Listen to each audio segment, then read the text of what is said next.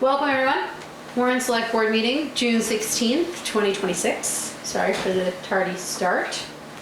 Do we have any public comment this evening? We're missing Perry, who notoriously asks a question. Bummer. Okay. Agenda changes.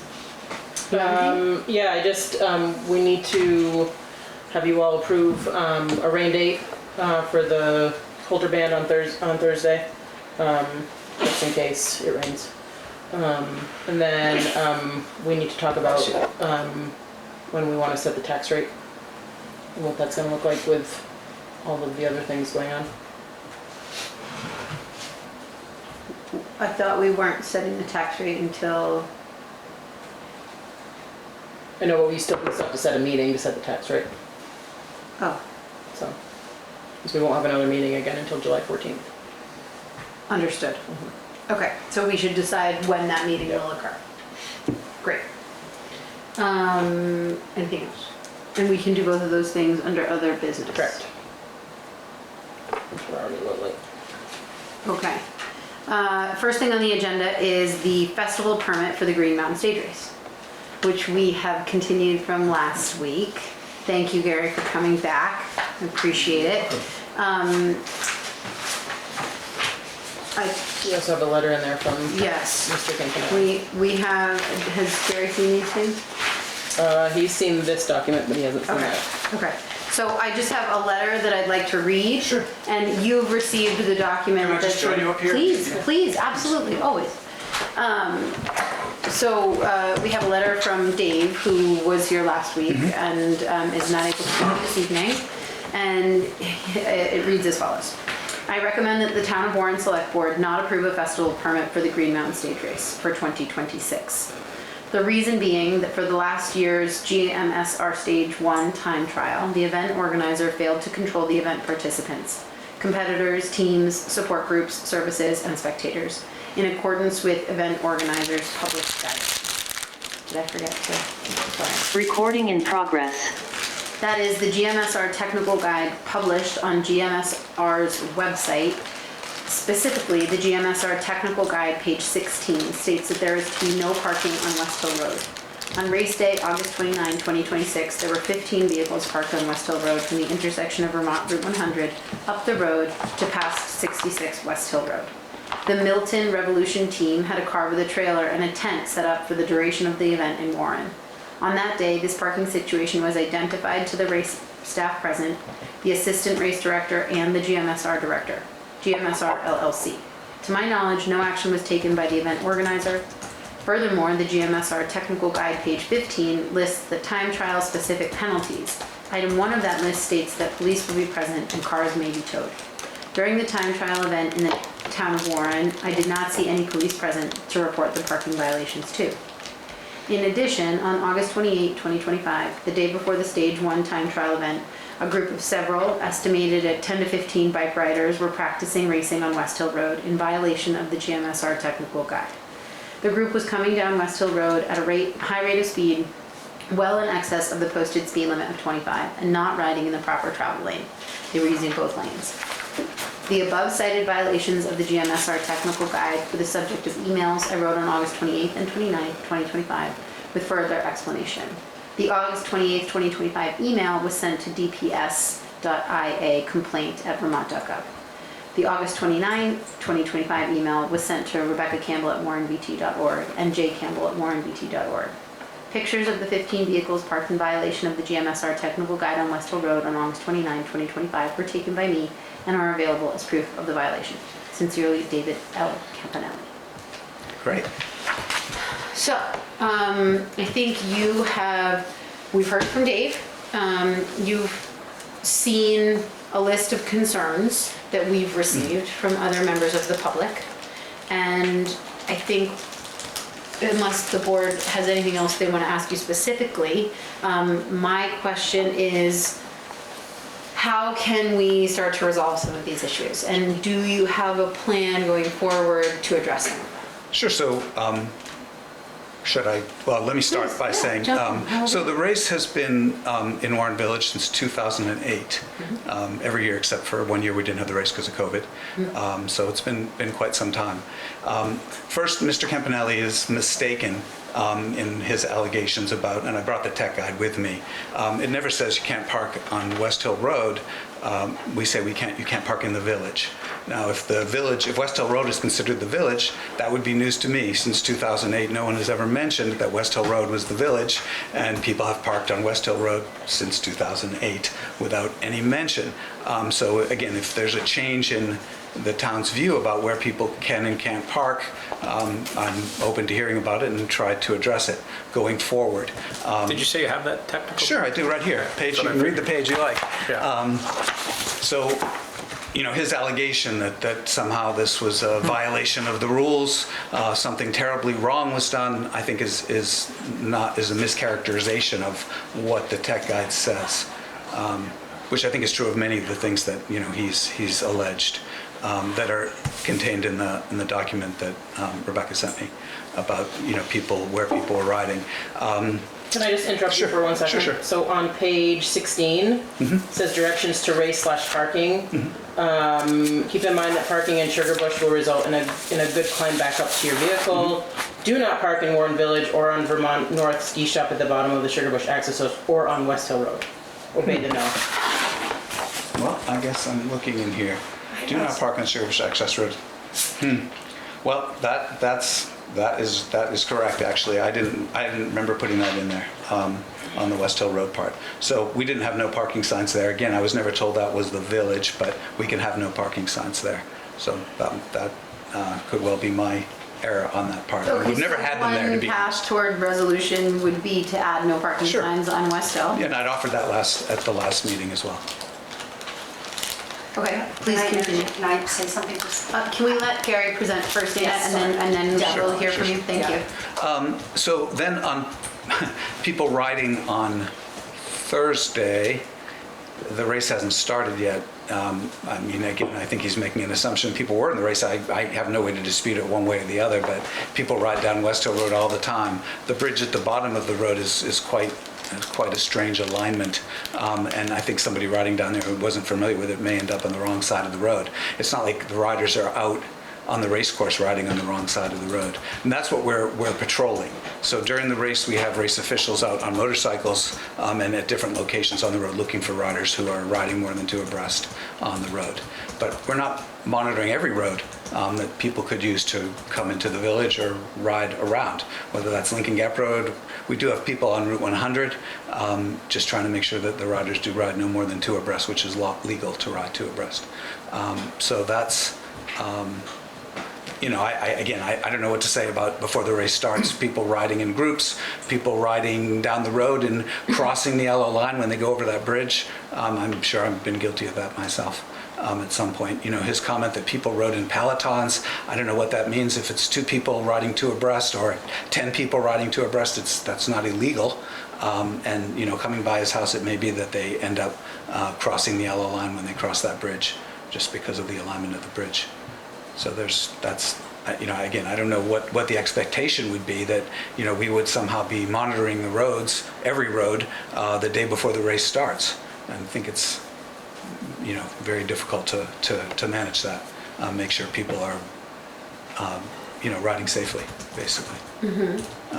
Let's see, were there other things he said? Because I've not seen the letter, I just heard you read it, but I don't know all Well, the I'd details. love to just ask Sure. a question about what you just Sure, said thank you. there, Gary, and I think what you have seen is a list of concerns from other people, not Dave. Just so you're clear on that. Sure. These So- concerns are not just Dave's, they actually come from a wide breadth of people. Okay. And I think what you just brought up is sort of indicative of some of the concerns in that what we're hearing is the way that the participants are comporting themselves in the village feels disrespectful. And I And guess. how do we address that? Sure, and Because that doesn't feel good as the host Totally. of the event, right? We're opening our spaces to these people, and I'm not blaming you for that. No, Please know and that. I'm not But taking it that way at all. There is a possibility to maybe speak to the culture of the community or the culture of the race that might have some ability to affect change. Sure, I guess I'd say, one, we ask people to be respectful, but beyond that, if you have 1,400 or 1,500 people for any event, some people are going to be assholes. There's no question about it. Some people are going to act inappropriately and do things that you don't want them to do as the organizer of the event. What I could do about that, I don't know. I think most of the people are very pleasant, are happy to be here. They spend their money in the valley. On that particular day, they do a lot of business at the Warren store. So I think most people are good citizens and are happy to be, here for the race. Are there going to be people that act inappropriately? Wouldn't surprise me at all. We're not encouraging that, but I don't know what we can do. By and large, we hear more complaints about this group than we do, for example, about the marathon group. Well, the right? marathon isn't in the village, so I think that's a very significant difference. Also, this group is here for 4 days or 4 nights, maybe 5 nights. So it's a little bit different as far as how that works. Gary, I feel like you're defensive, and I'm wondering, is there a path toward trying to find some solutions, let me or ask- are we going to argue about whether this is or isn't true? No, I'm not saying it isn't true. I Okay. didn't say that at all. I said that if you have a large group of people, you're going to have I'm acknowledging it. You Okay. are likely to have some people that do things that you don't want them to do. So what can we do to try and bring people more in line with acting respectfully? I'm open to your suggestions. I don't have one. We tell them that, they're guests here and that there isn't really, I don't know what more we can do to get people to act as respectfully as you might want or I might want. So I don't have an answer for that. Okay, well, I'm gonna open it up a little bit then. Yeah, I'm please. Peter Yeah. Oliver. I'm Hey, the Peter. assistant race director. Yeah, One thing that people can do yeah, is help us. We can penalize riders for misbehaving in one way or another, whether it's public urination or defecation. riding 3 or 4 abreast or whatever. yeah. If people give us their race numbers or some other way of identifying that rider, Yeah, we do have the power to penalize them, whether it's monetary fines or, if it's really severe, disqualification. right, But we can't, if we don't know who they are, we can't do that. right. So if people help us by saying rider number 276 was, doing this or that, then we can confront them on that and penalize them accordingly. Okay, well, that's good, and that's something that we could certainly publicize more widely so people understand that they can be sort of part of the solution. I do think Dave speaks a little bit to having tried that avenue and not receiving a response. Well, he came to me, I don't know how to necessarily describe it, irrational or whatever, but he was not being constructive with his That's- criticism. He was just kind of yelling at me. So what, I can't really, and he didn't give me any identifying numbers or anything else that I could do to deal with that particular problem. Okay, I mean, in his letter, though, he states the name of this group that was parked on West Hill Road with their tent and everything. He So didn't it- mention that to me personally. Okay, So so, you might so mention by it and directly. large, if there's going to be some kind of enforcement of the regulations, what do you need for information? The rider's number. Rider's number, and if they can't get the number, because sometimes they're wearing like their team jacket because they're warming up or whatever, some way of identifying, if they got their team number or their team outfit on, we can get to them that way as well. And we have penalized people in the past that have done things that are against the race rules, so it's not us, but the officials will do I it. mean, I'm sure that's not an enjoyable thing to have to do. But no one wants to be policing. I'll give you an example, actually. Lori, who runs Lucky Dog, where I take my dog, on Saturday morning before the race we have in Randolph, the next day after the time trial. And when I drop my dog off, I asked her, because she's right there on Brook Road, and I said, how are people behaving? She said, well, this one team, and she identified their race uniforms, was riding 4 abreast coming back from the finish area. And I knew exactly who she was talking about. So the next morning, Saturday morning, I went to the team in their van and said, basically shape up your act. Yeah. We didn't actually, give them a penalty at that point, but they're regular people, they're regular race participants, and they know what the deal is, so they were responsive to that. So that's just one example of how feedback from the community can help us discipline people. And what are the rules for downhill bike traffic? Coming After the race is downhill over, coming down at West Oak? any time in the state of Vermont, in the town of Warren? Well, so in the race, during the race, we have a permit that said they can ride more than 2 abreast, so they'll take the road. I was thinking more speed, but Speed, it's a race, so they go as fast as they when they're not in the race. Like when they're not in the race, then they're they have supposed to follow speed limits. the rules of the Is road. that- Yeah, generally, follow the rules of the road when the race is over. Which they very often do not do. We were on the road and clocked a number of them coming down Brook Road. I think the speed limit sign said like 46, 47 miles an hour into the village. Okay. I want to give Dana an opportunity to speak because I didn't let her speak earlier. Well, a lot of you know I've worked for the town for about, I was there for 10 years in the office, almost 11. And when you guys started this Green Mountain Stage Race, it was great. I mean, it was not an issue. The village, they were packed. You guys have grown it into something that's been successful. It has. It has a name for itself. I think it's too big for the Warren Village at this point. The tents are up and down the thing. They're working out in the pavilion. We have had to close the office because I've seen more naked people than I need to see in my life. People urinating in the cemetery. And like you're saying, as much as we bring it up, they don't have a number on them. This is the people that are here Wednesday, Tuesday, they start pulling in. Yeah. Beck knows, we have been here and they're pulling in. We need to close this office on Thursday. We cannot get into the village. From Wednesday on, we are cursed at all the way going down the hill. We drive through the village, we are cursed at. Our cars hit by people's hands. It is miserable, guys. And I'm saying this because the community has said this number of times to us, and we can only ask and ask and ask. We don't see their numbers. We don't know what team it is. And they don't have them yet. They don't have them until Thursday. But so, my point is, they're here, and you have been successful in bringing them here. This is your glory. You've done a bang-up job, and we have been here since it started. It's been wonderful. I think it's too big now for the village. They don't respect us. They are ripping down that hill. It is, you can't drive your car through the village. It's not pleasant for the people who live here. And to go through Halloween, the July 4th, we can only push our community members so much, is my feeling. So if there is a solution where maybe there's only 200 people that do a time trial, I don't know. Yeah. I'm saying if they're going to camp here, which they are, from Tuesday on, they're in this parking lot. They are parked. I will say I was unaware of that. So They are people- up and down this Yeah. road all day long on Brook You Road, can't like sleeping in tents? Or you packed out with their changing rooms or something. I don't know what they do in there. They're not allowed to stay overnight in the park, I don't.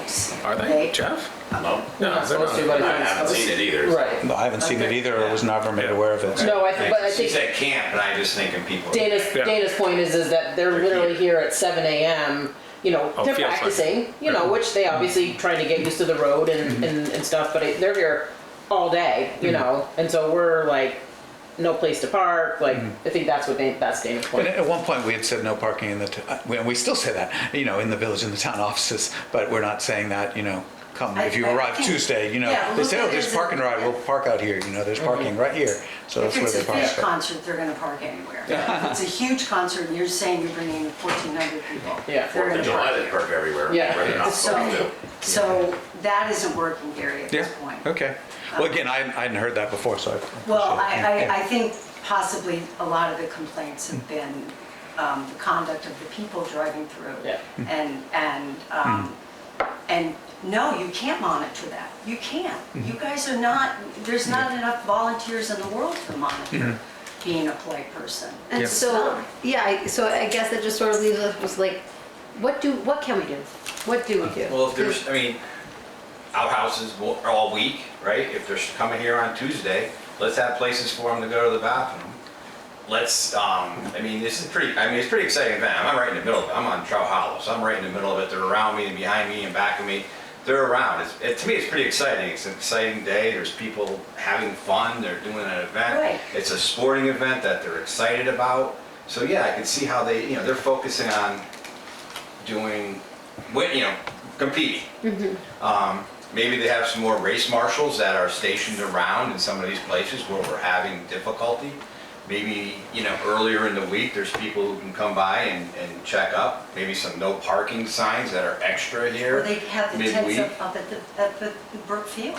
What do you think about how, I mean, that extends sort of your, I've never heard this before, so it's, I'm not sure what the I mean, best way to outhouses do for it. one day and well, outhouses for a Gary, week. if you want a moment, like, Sure, you sure. can digest No, and no, I mean, sort of a plan, you don't have the to solve it portalets, right this minute. the portalets aren't a problem, and we have them anyway, so, you know, we Yeah, could I mean- have them sooner. I don't have them deliver them early because I just don't want them to be sitting around the village But maybe- unnecessarily. Sorry, let's try and have one conversation so we all hear each other, please and thank you. Gary just said maybe we should have the porta potties delivered earlier. Yeah, I don't have them delivered early because I don't want them just sitting around in the village all week early, so I just try to, they're not the most attractive necessarily, so just put But them they in are close to more the race. attractive than And yeah, people defecating right, on right. lawns. And I'd not heard that either until I got this, so I don't know, is that during the race or is that sometime prior to the race It's or? all week. I think it's all, it's all week long, It's all week. unfortunately. Okay. I mean, usually, yeah. sometimes they just go right behind here, so we get Yeah. to watch them. Yeah. So it's Yeah. been really. Yes, Just Peter. going I to was just a- gonna say that, in terms of Dana's, excuse me, complaint, or concerns, non-race times, which sounds like she's talking about, like Wednesday and Thursday Yeah. before the race. When we're here on Friday, we can do a little bit of monitoring of some of this stuff. Right. But if we were to move this event, let's say Dana's right that it's, you know, Too this is big. too big for the village, and we move it to some other location, people are still gonna be in the valley. On Wednesday and Thursday, there's still gonna be, I think, you know, training and coming through the village, so I don't know if that necessarily is gonna resolve the problem. I wonder if it might be helpful for you guys to sort of, now that you've heard sort of what we're experiencing as a town and as a community, to brainstorm some potential solutions. Be that bringing the porta potties in earlier, maybe having race marshals that are cycling through on Wednesday and Thursday. I'm not sure what the solutions will be, but I wonder if you'd like an opportunity to sort of think through what that could look like. And we talk about it. Because what we're hearing, my personal opinions aside, I've heard from a lot of people that they're frustrated with the conduct throughout those 3 days at least. And we don't want that, and we want to find a way for the race to Sure. be successful. Well, again, you know, the race took place somewhere else the first day, the first 7 years or 6 years, so I suppose that's possible. It's just not have it in the village and we'll just do something different. I mean, we really try. You know, at one point we had the race started at Mad River Glen, we start at Mount Ellen now, because if you're in the Mount Ellen parking lot, you know, we have 20 portalets, but if some guy decides he's going to step behind a tree, or the police decide they're going to step behind a tree, nobody. Well, they're not in front of someone's window. Exactly, So- exactly. So, you know, we've tried to do as much of that as possible. It used to be more of the event was in the valley, and it was the Mad River Valley Green Mountain Stage Race. Now, you know, half the race is not in the valley, and I suppose 3/4 of it could not be in the valley. People will still stay here, I think, depending on where the other stage is. But you know, that's really it. So, you know, again, whether it's this event or 4th of July or any big event, you're just going to get people that don't do what you want them to do, don't act the way you want them to act, aren't adults, and of course some of the participants aren't adults actually. We have a big group of junior racers as well. And you know, so it's frustrating to I think those of us who put it on that people just aren't on their best behavior, I guess. I can imagine. But so it's disappointing to hear. And again, some of this is, as you said, I appreciate the offer of more time. I guess we'll think more about it and think about what we might be able to do. You know, we've had other complaints over the years, and we've tried hard to address them. You know, we had a concern about, about parking, and which I was unaware of. I think you had the portalets put on a resident's property. I didn't realize that was the case. When I was told about that, we went ahead and made some arrangements to make sure that didn't happen again, but also, try to fence off that parking spot so that nobody would park there and put no parking signs. It hasn't always been perfect, but we've, tried to just accommodate. When we've heard the concerns, here's what we've done to try to address it. We didn't ignore it. Yeah. Some of these others, again, are news to me. I had no idea. I knew people would come early. I thought maybe on Thursday people might come and pre-ride the course, but people do arrive here, a week before basically they're here for a whole week, and they're not just riding this course, but they're out riding the other courses as well. And I think that's part that of it. speaks to Rebecca's suggestion that we have a post-race follow-up so that we can have better communication Sure. about how the event went and what the concerns are. Mr. Marucci, please. Yeah, it was my land that had the portalets one year, and Yeah. Gary fixed it, and this is my parking spot across the street from my house, and they put no parking signs on it. They put gates, and they responded to my concern. The problem is that, as you can see, and if you can see it from there, people move the gates and park in front of the no parking signs. Right. My only comment, and I don't know if it's helpful or not, is I get the feeling that a lot of these riders are from urban areas or they're from dense suburbs, and they think they're coming to a place that's like a farmer's field. Okay, we've all ridden a 50-mile ride somewhere, had to use, there's no porta potty around, so you go behind some bushes. I think they don't understand that Warren Village is fundamentally a residential place, that while they're urinating on my wellhead, I'm drinking coffee that is made with water that was drawn from that well, and I find it unappetizing. Well, we do have portalets right there too. I know, so, and I don't understand the mentality of someone that goes in the bushes 15 feet away from I know they're not always pleasant. So that's my take on it. Maybe instead of just saying, if you have 1,400 people, some are going to be assholes, maybe the answer is leadership. I was on your website today wondering if you'd put any kind of bulletin up, hey guys, we're having a little pushback getting a permit, we've got to have a change of attitude, but there's nothing that I saw. Your latest email went out a long time ago. Yeah, Maybe this is something you could lead and spearhead and Sure. I mean, there's communicate. 90-something people signed up at this point, which is actually not bad. That's ahead of schedule. So I mean, putting things on there doesn't necessarily get the attention. We do send something out right before the race. There's the race guide, but we also send out reminders about how they're supposed to act and what they're supposed to do. Doesn't mean they do it. Unfortunately, I wish I could make them, but that doesn't. Well, always maybe work. there's a way to rephrase some of that or to revamp it that might get Yeah. people's attention in a different way. Well, I do think, just like any large group of people forgetting an event, just residents who live in the Mad River Valley. Most people are good and follow the rules and do the right thing, and there are some people that just choose not to for their own reasons. It doesn't matter what the rules are or how closely you try to enforce them. They do what they're going to do, and that's unfortunate. I'd like to not have them come back, but it's back to knowing who they are and being able to take some action against them. We have occasionally banned someone to never come back, but that's been rare in the end. And again, we need to know who they are and have some proof about what they did. So, we can think more about it and see if we can come up with something, again, including moving the race somewhere else. I mean, I do like the course, and I think it's good for business, basically, and that's what I learned long ago. I like putting the event on for the racing, but really it comes down to it's good for business. Otherwise, nobody would want it. Why would you have any? Why anything like this? It brings a lot of people, it brings a lot of money. I heard Ian talk about the marathon's contribution to the local economy, and this is even more significant because of the numbers and. The number of nights that people have to stay. It's not that you can stay one night and leave the next day. It's 4 days, so people stay.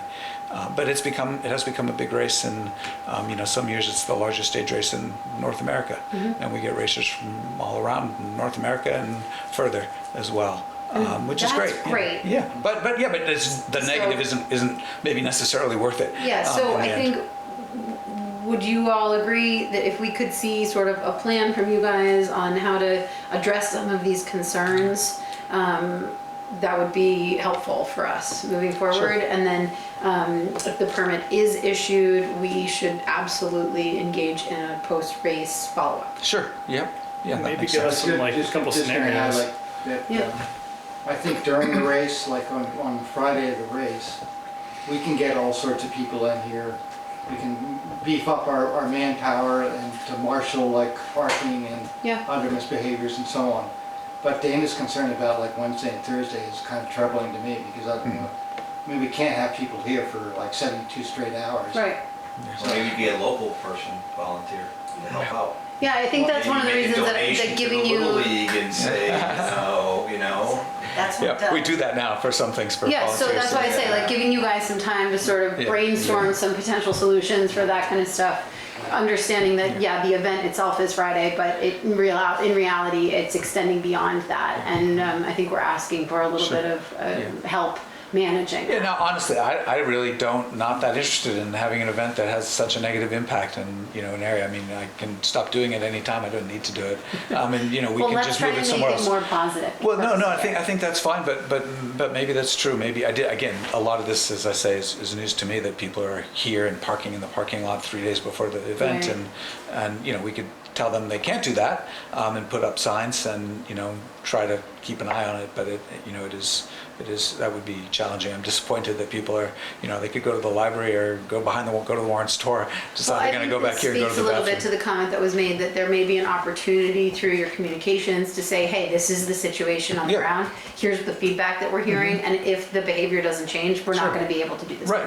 Oh yeah, no. And that might help. Yeah, no, and racers are well aware of that. They've lost courses at other places before for these exact same reasons. Yeah. So this wouldn't be the first race that said, hey, you guys have made this impossible to continue. Sure, yeah. So no By the more way, I'm race. looking out the window here, there's somebody in a state of undress who just finished a beer. Oh, yeah. So it's Yep. not just bike racers. Good timing. Yeah, we didn't pay that. We didn't pay him or arrange that at Do you all. have any other questions for us? I just want to keep us moving on our agenda. I don't. I'll here. look over the letter further. I appreciate the comments Yeah, of course. and just try to consider what we might do, not to be a burden on the town. I guess the other part of the permit, which really isn't in the town. I mean, we're on a state highway for the Sunday stage, so there wouldn't be any reason necessarily for people to decide to be in town Okay. for that Sunday stage. I think that I make that part of the application anyway, but that's the route that just rides on Route 100 by town.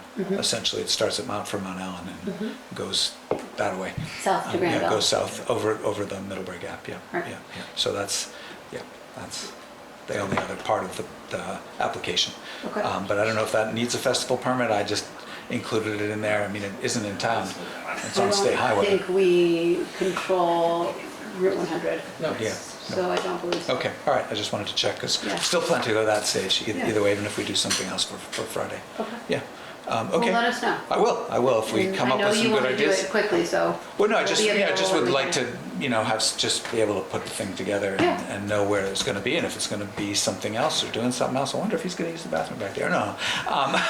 Gary, Don't you would turn surprise around. us. I don't know who it is. I didn't hire him. I didn't hire No, not at all. Thank you, It just Gary. came out of nowhere. Anyway, I appreciate the opportunity for the conversation, and Yes, I of appreciate you, course. maybe you had other things, but that it didn't have to wait till July or something to. Yes, so of I course, I'm appreciate sorry that. for the postponement, but it's. No, I appreciate it. Deserved, Yeah, no, I think some that's time. great. All right, thank you so much. Thanks for the time. And we'll think about our options. Thank you, thank you. Thank you.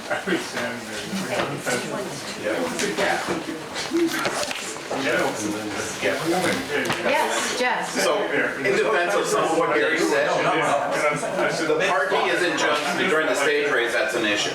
Sorry, Bob, would you mind, Jeff has a comment before Gary leaves. So, when they're, talking about issues with parking, Yeah, you take for example, 4th of July. yeah, Try getting 2 cars up West Lincoln Gap. It doesn't happen, because even though there are signs that say no parking on one side, they park on both sides and you can barely get 1 car through on Lincoln Gap. Same issue with West Hill. So it's not just the stage race that there's parking issues. There's people that, they truly make parking spaces anywhere they possibly can, even on private property. And there are people who will urinate during the 4th of July when there's an outhouse, 100 feet down. They just don't want to use it. I get it. So it's not just one event. There's multiple events that it happens at. Just like I believe that state law says that you cannot smoke pot in public, but people do it, and people do it around this building. So, Right. you know, it's even the locals that are causing the problems that, well, I live here. The so I guess locals it's probably okay. don't mind when it's the locals causing the problem. Exactly. Thank you, Jeff. Thank you, Gary. Appreciate it. Okay, next we have a select board candidate that we'd love to spend some time chatting with. Please join us, Jeremiah. And, Welcome, Jeremiah. Welcome. Thank you for Round one. submitting your name. We appreciate it. All right, guys, you start. I already know Jeremiah. You do? I do. Oh, good. Well, I mean, let's just start at the beginning. What inspired you to put your name in to join? Sure. I had a very lovely prepared response, but I had an accident a couple of days ago and got a nasty concussion, so Oh, no. pardon me if I'm a little boy. spacey today. I moved to Warren, I believe, in 2016 from Northfield, so been here almost a good decade now.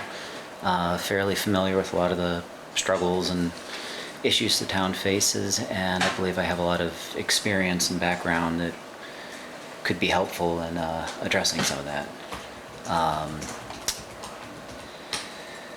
So yeah, that's my Awesome. primary reasons wanting to come in and see if I can help the community and be a part of things. You were in the military. I was I don't know if I had that. No, maybe I In there. could be misreading. I spent a very brief period of time in the Coast Guard, but I didn't remember if I put that in there or not. My okay. primary experience was about 15 years as a professional firefighter, paramedic. I worked a lot of liaison positions, especially with things like we're dealing with now with the stage race, helping the communities, or I spent a lot of time as an industrial firefighter working for Caterpillar, helping the private organizations coordinate with the state, different events, emergency responses, Awesome. getting the proper assets in and creating pre-plans for, like how the town would respond to the stagecoach race. Cool. Build it. That sounds Can we get one of those? fantastic. So you were not in Northfield. You were a professional firefighter. I Where? spent a lot of that time. I was a full-time firefighter in Peoria, Illinois. Okay. Spent a lot of time as a That makes more paramedic around sense. St. Louis. Okay. I moved to Northfield, I want to say around 2014. Gotcha. Spent a few years there and then moved over to Here. this side of the valley. Awesome. But yeah, quite a bit of time in the Midwest doing that. I've also worked as a pilot and an FBO operator, so I don't know if there's concerns with the airport. I've had a lot of experience there, also coordinating with townships and local government, grant writing for runway extensions and things of that nature. That's great. Yeah, we toured the airport for the fire department, and that's an important one to Yeah. consider. So that's Yeah, great. especially experience. getting those two groups together and on board. Yeah. Quite. I'm just going to read some of these questions from this list that we have got here. How would you balance your personal options or opinions with the responsibility to represent the entire community?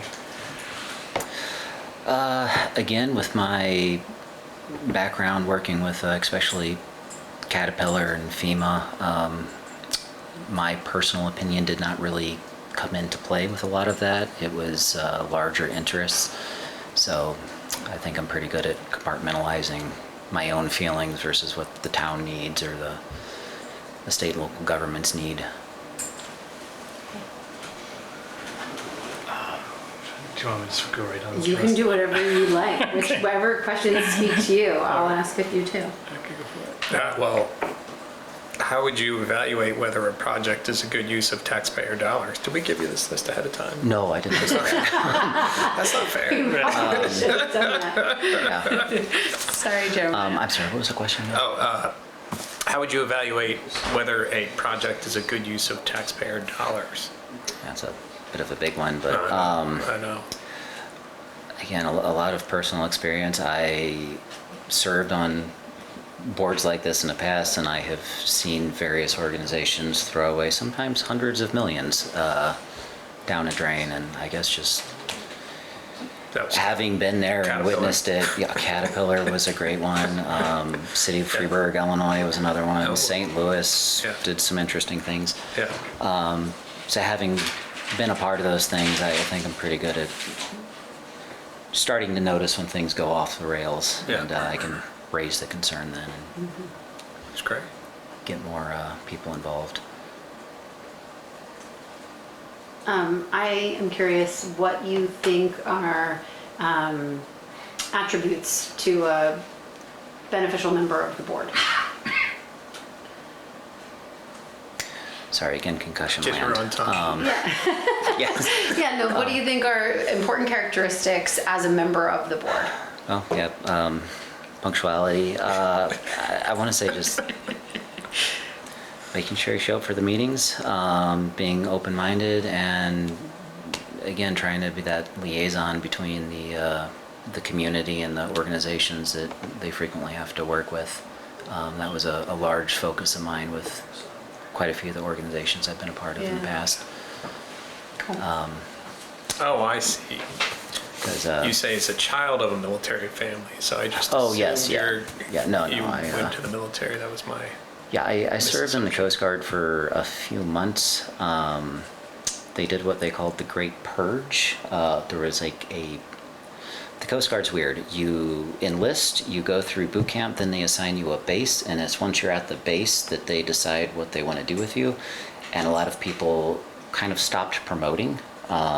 So like all the cadets hit a wall of there's no jobs. So they said, Oh, geez. you know, you guys can continue to stay on base and have nothing to do, or if you guys want to go do something else, we Talk about a waste of money. again, yeah. So a whole lot of people left, and my goodness. my sister is still in the Coast Guard, and that problem has still not been resolved. Wow. So ongoing issue with that group. Huh. Is there anything else you'd like us to know about you and what you hope to achieve as a member of the board? Again, helping the community build those bridges with, I mean, just the last couple of meetings I've sat in on, there seems like there's quite a bit of work to be done there. Helping to oversee projects. I forget the organization came in and did the speed bumps or humps. VHB. I've participated, especially through Caterpillar, a lot in supervisory roles and their various road constructions and other projects. So I've got a pretty wide base of knowledge of what that should look like, and Yeah. when contractors are, again, starting to go off the rails, Right. I can kind of help coordinate and make sure it doesn't get too far off before we get that corrected. Yeah. There's another question here. What do you believe the biggest challenges facing the town over the next 3 to 5 years are?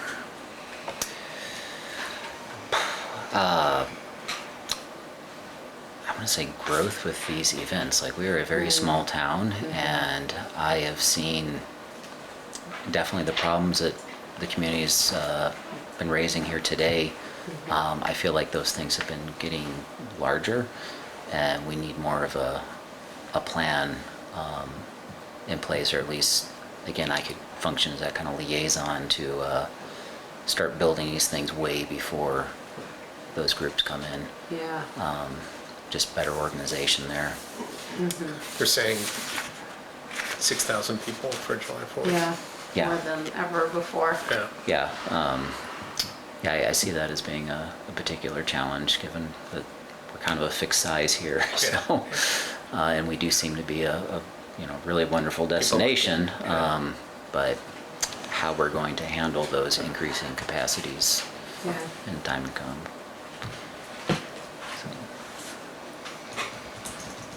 Excellent. Anything else you want to add or say? Again, I had quite a bit. I had organized and prepared, and Oh, I got kicked in the sorry. head by a horse a few days ago, so Oh my I'm still goodness. recovering from that. Oh. So, Wherever I put those notes and those prepared responses, I do not know, so. That's totally fine. That's, That's your main occupation is farrier? Yes. Yeah. I travel all up and down the East Coast doing that. Cool. And unfortunately, a horse went to swat at a fly, and I was in just the wrong spot when he did that. So, I remember getting kicked in the head by a horse when I was like 11 or so. And she was just sort of like telling me to get out of the way, so it was relatively gentle. And I'll never forget sitting in the chair in my parents' living room and my father saying, well, you could be dying right this minute. And my mom saying, how is that helpful? yeah, I have no recollection of that day. Like, I somehow got from Florida to here, and all I know is I was suddenly in Vermont. I do not remember the plane ride or anything thereof, so. Well, thank you for still coming. Yeah, of and course. Presenting Yeah, definitely yourself didn't so want to miss well this, amidst the brain fog. Yes. Do we have any more Thank you. questions for Jeremiah at the No. moment? I think, We'll discuss and be in Well, touch. thank you so much for the time. I appreciate Yeah, and it. please Jeremiah. feel free to stay and participate in what proves to be another exciting traffic calming Yes. conversation. And if your head does not feel up to it, we understand. Very good. Thank you. Thanks, Jeremiah. Thank you, Jeremiah. Speaking of which, on to traffic calming. Oh, admitting more people. Am I allowed to admit iPhone? Yeah, I guess. Yeah, it's fine. It's not gonna be penises? I hope not. You never know. One can never tell. You weren't here for that? The Town garage meeting? public meeting, Oh, we Jim, got- remember when when we got the hacked? God, yeah. giant all of a penises sudden. all over the screen? Right. Do you remember? I do now that you mention So it. bad. It's not happening currently, sorry to traumatize anyone. We've had our IT people go up and down this to make sure that we're, but Penis free. I mean, that's what they do all day long is try to hack into these Yeah. meetings, so. Yeah. We weren't So the, fun. We weren't the only ones in Vermont that night, apparently. Okay, do I have a thing? It should be on the desktop. But it's not open, so you'll have to open the yellow folder Okay. Karen, are you with us? for the desktop. I'm here. Warren, Main Street. you hear me? Recommendations. We can hear you, yes. I'm just And opening. then they're all right here, large. Yeah. Let's push it out. So I think the purpose of this conversation this evening is to sort of continue the conversation around what we think is appropriate for traffic calming measures from the scope of work that was suggested to us by VHB for basically Brook Road through the Route 100 intersection. And we'll also discuss the demonstration potential for that entryway.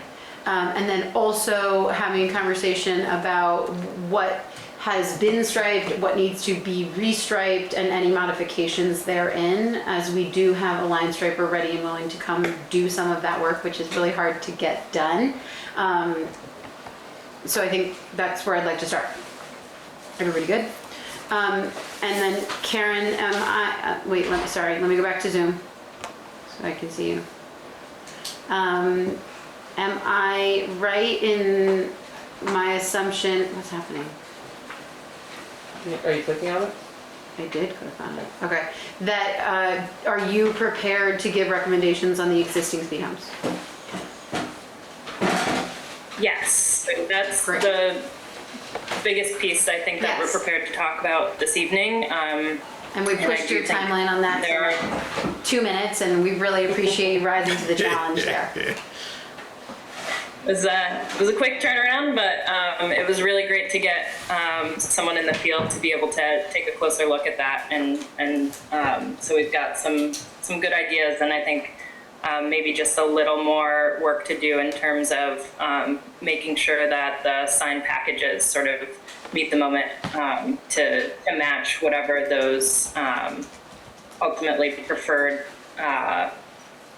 installations look like. So hoping to vet that this evening and then wrap that up at end of the week. Great. Okay, cool. How do you guys want to start? You want to run through striping? You want to talk about speed humps? Start with the humps. You want to talk about humps? Let's talk about humps.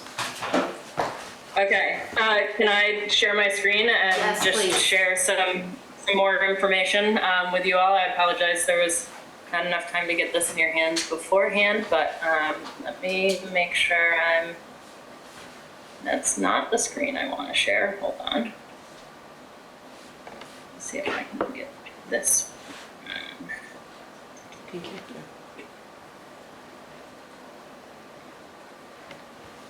Do I have to give her permission? You might, the way that they've set up security. That might be okay. It was hiding on the next row. Okay. So are you all seeing We are. some sort of graphic? Okay.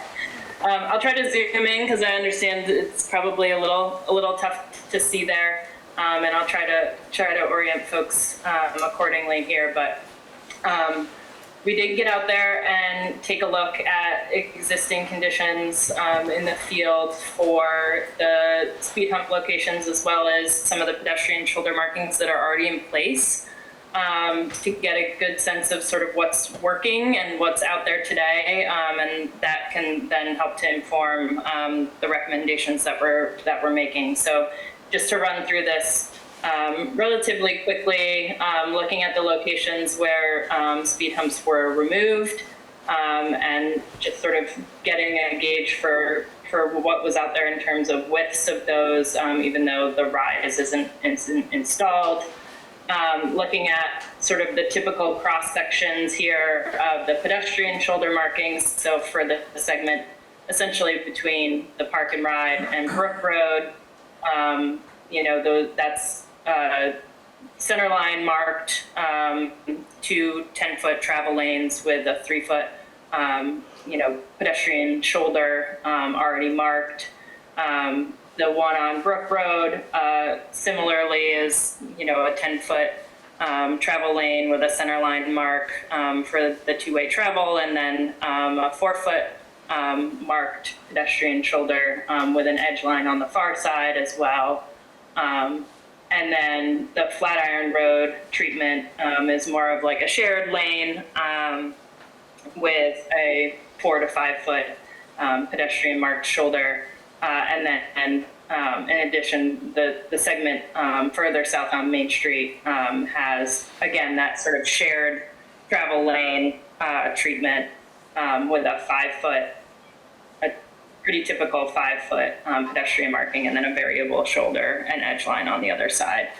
So that just gave us a good sense of sort of what's out there for that type of a treatment, because it is something we had talked about recommending for the segment of Main Street, basically from the intersection with Route 100 to the Park and Ride. So we wanted to get a good sense of what was out there and on the ground.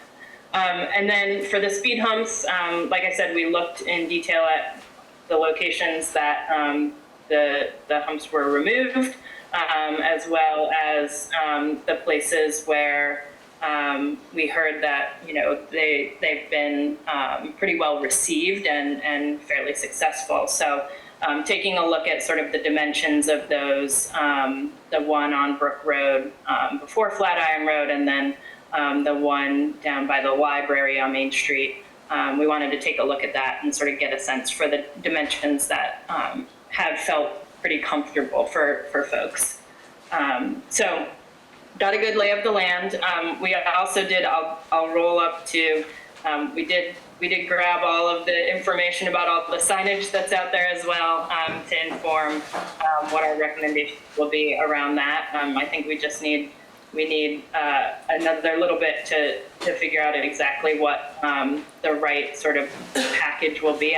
Most of them are appropriate and in the right place. There's just a handful of questions we still want to answer when it comes to signage. And so with that piece, this is where we're landing in terms of recommendations. So I want to just step through certainly reinstalling the speed hump close to the intersection with Vermont 100. I know there was a lot of conversation the last time around sort of the speed at which folks are coming onto Main Street at that location. Do you think that this will work well, particularly in conjunction with sort of a reconfiguration of the approach to that intersection. I think, setting the tone that we won't want folks to slow down and make that movement intentionally will work really well with this treatment in this location. And I think in the interim, there's going to be hopefully some behavior change in terms of how folks are entering that space as they learn that there is a speed hump right at that location. But we do think it's an appropriate installation at that location, given the 25 mile an hour posted speed. So feel good about recommending that reinstallation. We are also recommending reinstallations along Brook Road of a speed hump, and we are giving sort of a detail that we'd like to see. We have some, I say, approximate speed hump detail because it sort of matches very closely to the speed hump at the library in terms of its approach. And the rise is a 3-inch rise on that one. And then the sort of adjustment we're going to need to make here is sort of the width in this case, it's sort of a tabletop treatment. So we'll have to make some adjustments around that to sort of match what we would like to see for each of those speed humps. But again, I think we're finding that we think this is the current locations that were previously recommended are appropriate locations for this type of a treatment. And I do think that maybe the only critique that I would bring to the table is that many times we like to see, if we're going to have speed humps in series, having them relatively closely spaced so that folks don't have the opportunity to speed up in between and sort of are trying to race between those treatments. So these fall out a little outside of what that recommended spacing is, but I also, in sort of reviewing it with all of the context, I think these locations make a lot of sense given the different sort of uses and adjacent uses here. So knowing where the school access is, knowing sort of how that roadway environment is interacting, I think even though these sort of fall outside of that maybe spacing recommendation or best practice, I think the locations make a lot of sense for those treatments. So making that recommendation to reinstall those, but making sure that we're using a detail that is sort of the right practice there. Can I ask a couple of questions? And then finally, oh, sorry. Yep, sorry. It's okay, Karen, you can continue your presentation and then I'll ask questions. Okay. Sorry. And then finally, I wanted to just bring to the group here, it seemed based on our review in the field that this location on Brook Road before Flatiron Road really wanted to be a raised crossing and not necessarily a speed hump. I think, the access to the trail there and the pedestrian shoulder markings on the south side of Brook Road sort of lends itself to more of a raised crossing as opposed to a speed hump. And so just want to make sure that if that is the case, we'll include sort of a detail that is appropriate for that. And really what it would be is essentially this detail, but with at least a 10-foot tabletop to accommodate that crossing, and then markings sort of like what's shown here, but with crossing markings across the speed table area here at the top. That is the intention, Karen. And then for that is okay, our one, and for sure. we were hoping that that was the intention, and I'll review again what the dimensions were that we pulled from that. It may work sort of how it's currently situated, but we'll make sure that you have the right marking details to be able to do that. And then with each of these installations, obviously, we want to make sure the appropriate pavement markings are installed. So we're giving some detail on what those should look like. And then I wanted to also just highlight there are these advanced warning markings for speed humps. I think these would be a really effective thing, especially for the first speed hump on Brook Road, right before Dump Road. I think giving folks that sort of advanced warning on the pavement marking would make a lot of sense, particularly for that location, but certainly as a treatment that can be used for any one of these locations. Okay. Does that conclude your presentation on the speed humps, Karen? That is all I have on paper so far. Okay, that's great.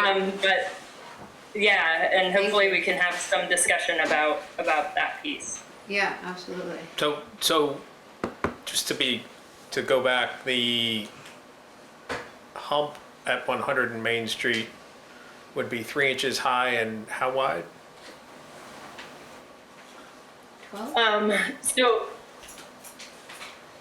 it could be more of a tabletop treatment, but we were thinking it would actually be, no real tabletop, so more of a typical speed hump profile on that one.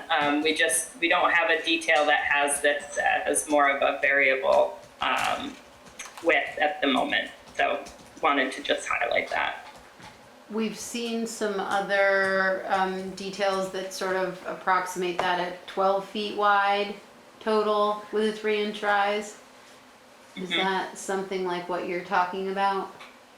Yeah. So you would get more of a 4-foot approach width to make that 3-inch rise, then 4 feet on the tabletop, and then 4 feet on the back end. Right. Which is similar to the library one, right? Is that 12 feet wide? Yeah. Was it the library one that was that was that way? The library is 19 feet wide. Oh. It was supposed to be. And Yeah. They're all different. They were supposed to be something. They were all supposed to be something. Okay. I have a question. You said something about a series of humps, and we've had some significant criticism in particular about the hump on Brook Road above Dump Road. That it could be dangerous, in particular for bicyclists. And I guess I want to open up a conversation about that. The road crew is pretty firmly opposed to that one in particular. Really? Yeah. Any at all? From a plowing? Just the one. Didn't say that Well, one. yes, yes, Lisa. But very specifically, the one on Brook Road above Dump. Why? They say that they think it's very dangerous. Or, They just say they think it's dangerous. but is there any kind of, anything can be dangerous, that's a very Yeah, I general think statement. that. If you could come back with something a little more I specific. think they feel like some of the Yeah. some of the bigger trucks that travel through that area. Should only they- be doing 25 miles. Well, I know, but I'm just saying, like, if like they're turning off of School Road to go up Brook Road, they can't. They already haven't gained a lot of traction, and then if the roads are slippery because there's some snow, then you're adding a speed hump. So That that's, is a concern that we've heard from more than just the road Yeah. crew. That the outbound traffic It's on a hill. yeah. it's okay. That because there is a hill there, that they can't gain enough speed Yeah. to safely get up the road if it's slippery. Is there evidence that this is happening, or is this just someone saying that this is a possibility? I don't have any evidence of it happening, but I'm the only one. If you've driven it in the winter. I've driven it in the winter. Yeah. I have no problem with it. Yeah, I think it's more, I've heard it and I've also experienced it being a restaurant worker that gets off of the mountain at 11 o'clock at night and the plows stop plowing at a certain time at night, that it can be very snow covered. And I do have studded snow tires, 4 of them on my vehicle, and that is a problem. It's been a problem. It has for you. been a problem for a number of the people that work up there, Yeah. and myself personally. Okay. Yeah, Jess. Is there an option to do like a reduced grade going uphill and then like a longer approach going up the hill so that it doesn't feel so aggressive and you don't have that, like you have more momentum to get there, like even if you had to grade it all the way down to, whatever, and then had Karen, is that a thing? and then had a larger, like the 3-inch approach with the 3 foot and 3-inch going downhill. Yeah. You just do it on the downhill side. Yeah, keep it flat. I think we've been told that that's not advisable because people will go around it, which then creates a dangerous condition of people going in the wrong lane. Karen, do you have a Yeah, but if you had the whole response? thing on both sides of the road. I hear you. Going. Do you have a response to Jess with the idea of a lesser slope on the downhill side? Yeah, we could certainly elongate sort of what we're showing in this parabolic section of the ramp profile, right? We could stretch that across, more of like a 5-foot section.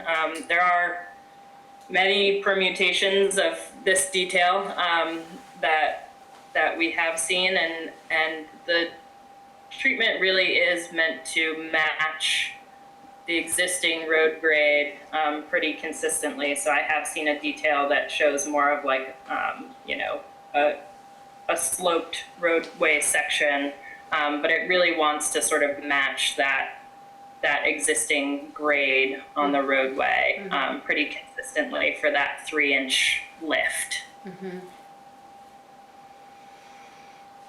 What about just moving it further up the road a few dozen feet? Would that?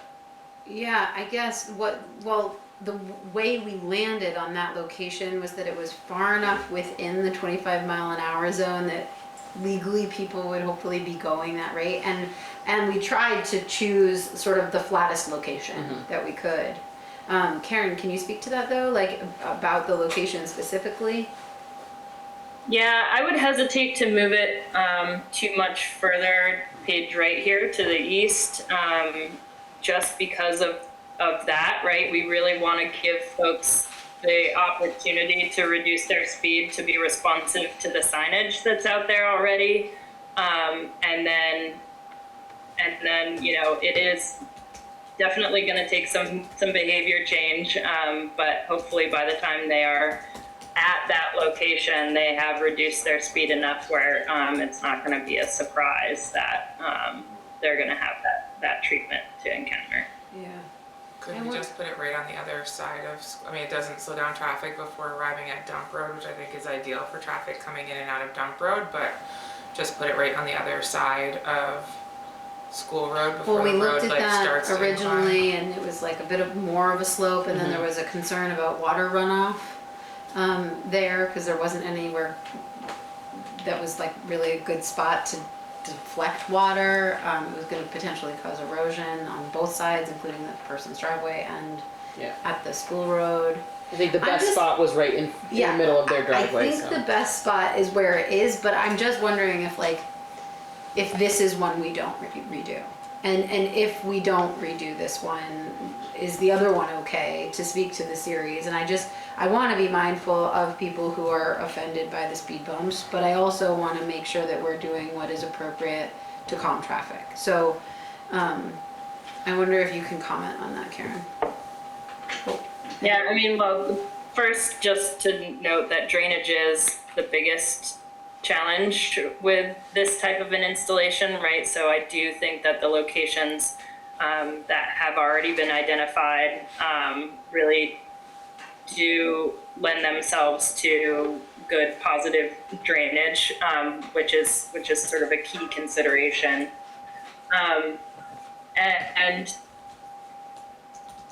You know, I think that it's definitely one that could, you know, come off of the recommendation list, but I think if folks are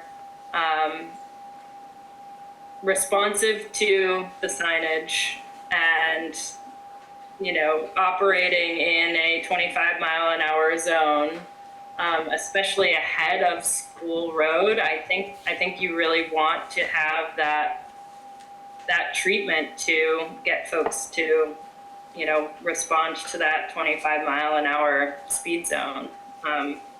So what about the asymmetric hump, the one where the downhill side, as you're suggesting, is really long and low slope and the uphill side is more of a slope? I mean, wouldn't that be easier to go over going uphill and but still create Effective the coming same down. calming coming down? Yeah, we could pull forward. I know of a situation where we have installed something similar to what you're saying, sort of asymmetrically to contend with, you know, a steep grade. So we can pull forward that detail and just see if that's sort of a more appropriate treatment here. But I do think it's sort of an ideal location for this type of a countermeasure. Jeff, you had a comment? What about using scarified pavement? Basically scoring it. Yeah. I know when you come off of 95 going on 101 in New Hampshire, they have strips of it to one, hey, stupid, slow down.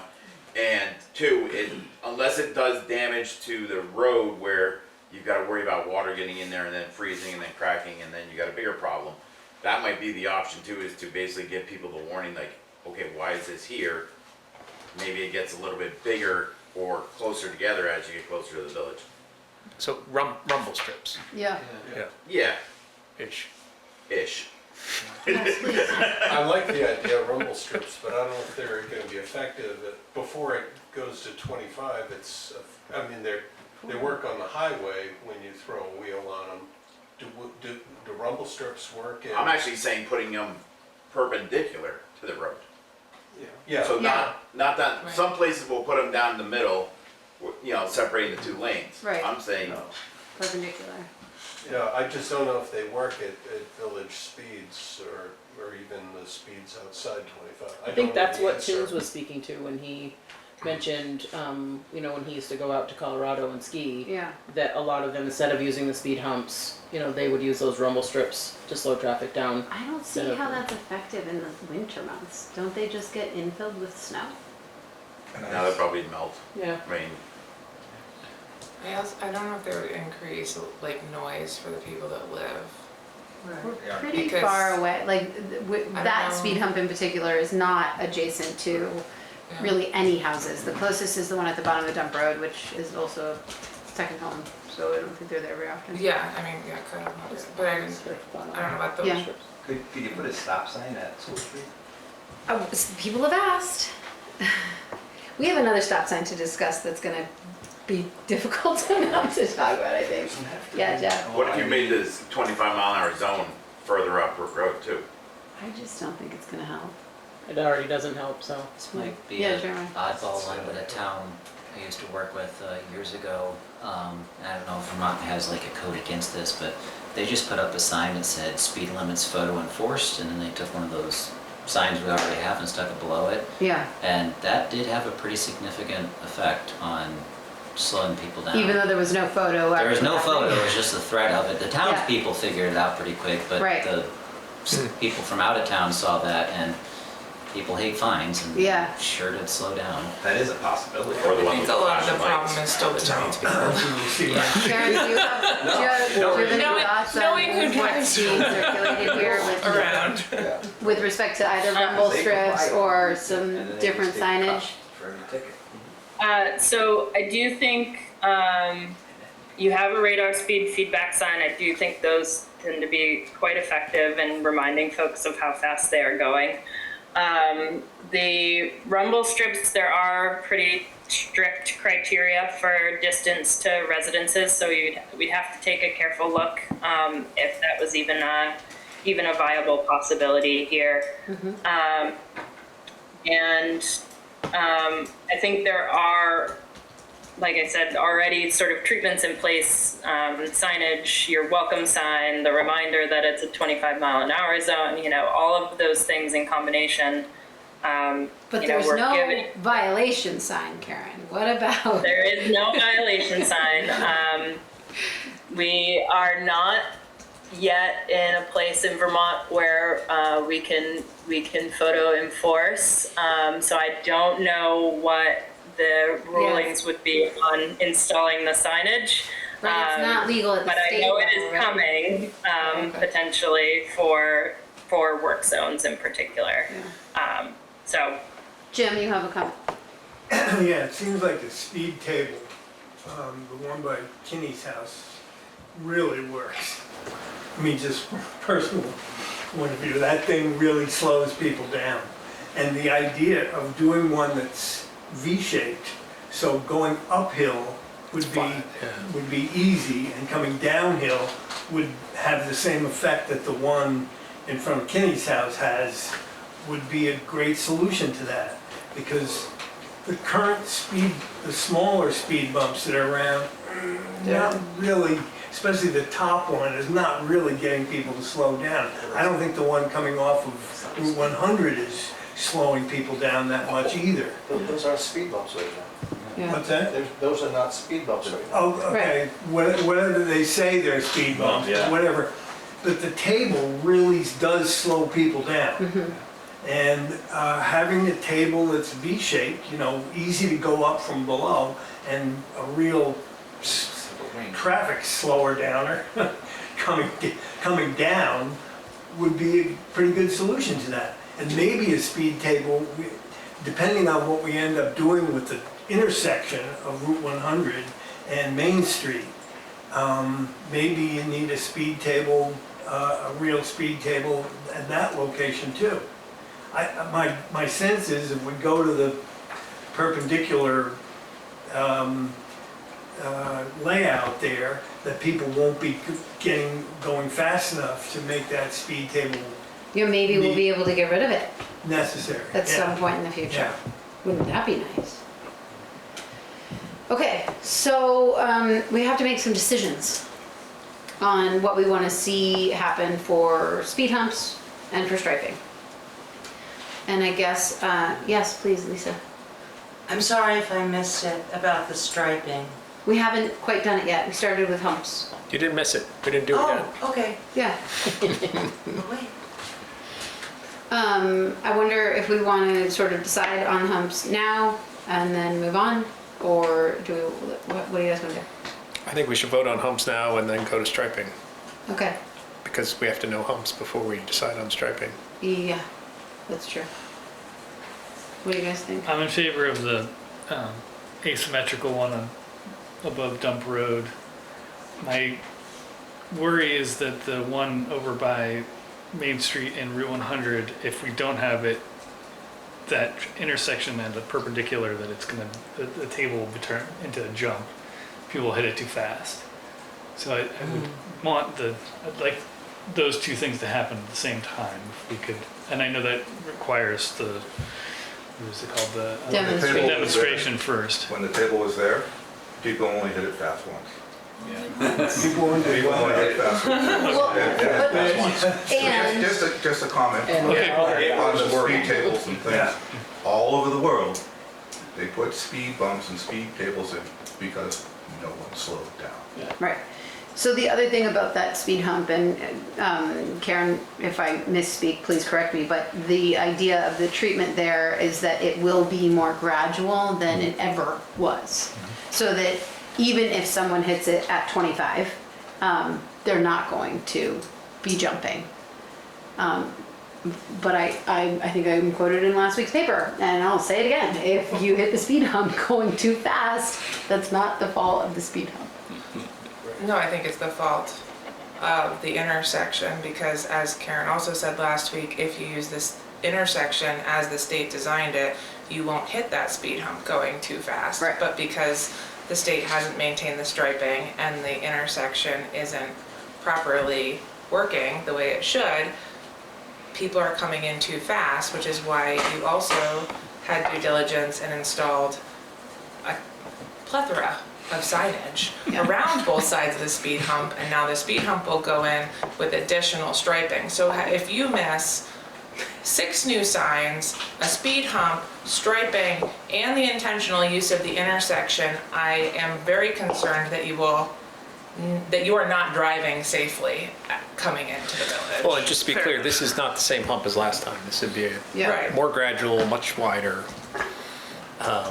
Like, I just, But, what else? yes. What else are you missing as you drive into the village? You know. Yeah. It sounds, Joel, like you'd like to see a commitment to the demonstration of that intersection if we're gonna reinstall the speed hump.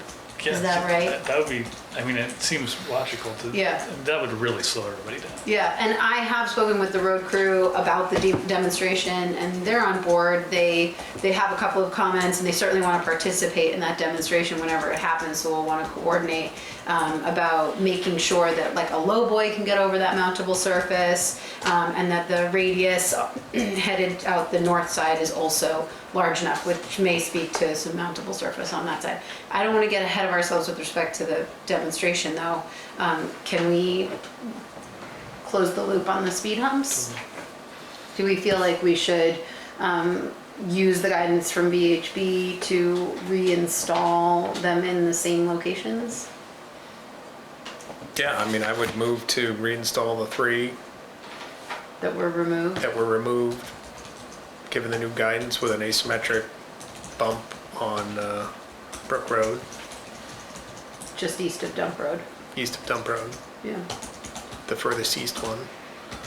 And just ensure the one by Main Street and 100 is appropriately wide and has a grade that isn't going to make people hit their head on the ceiling.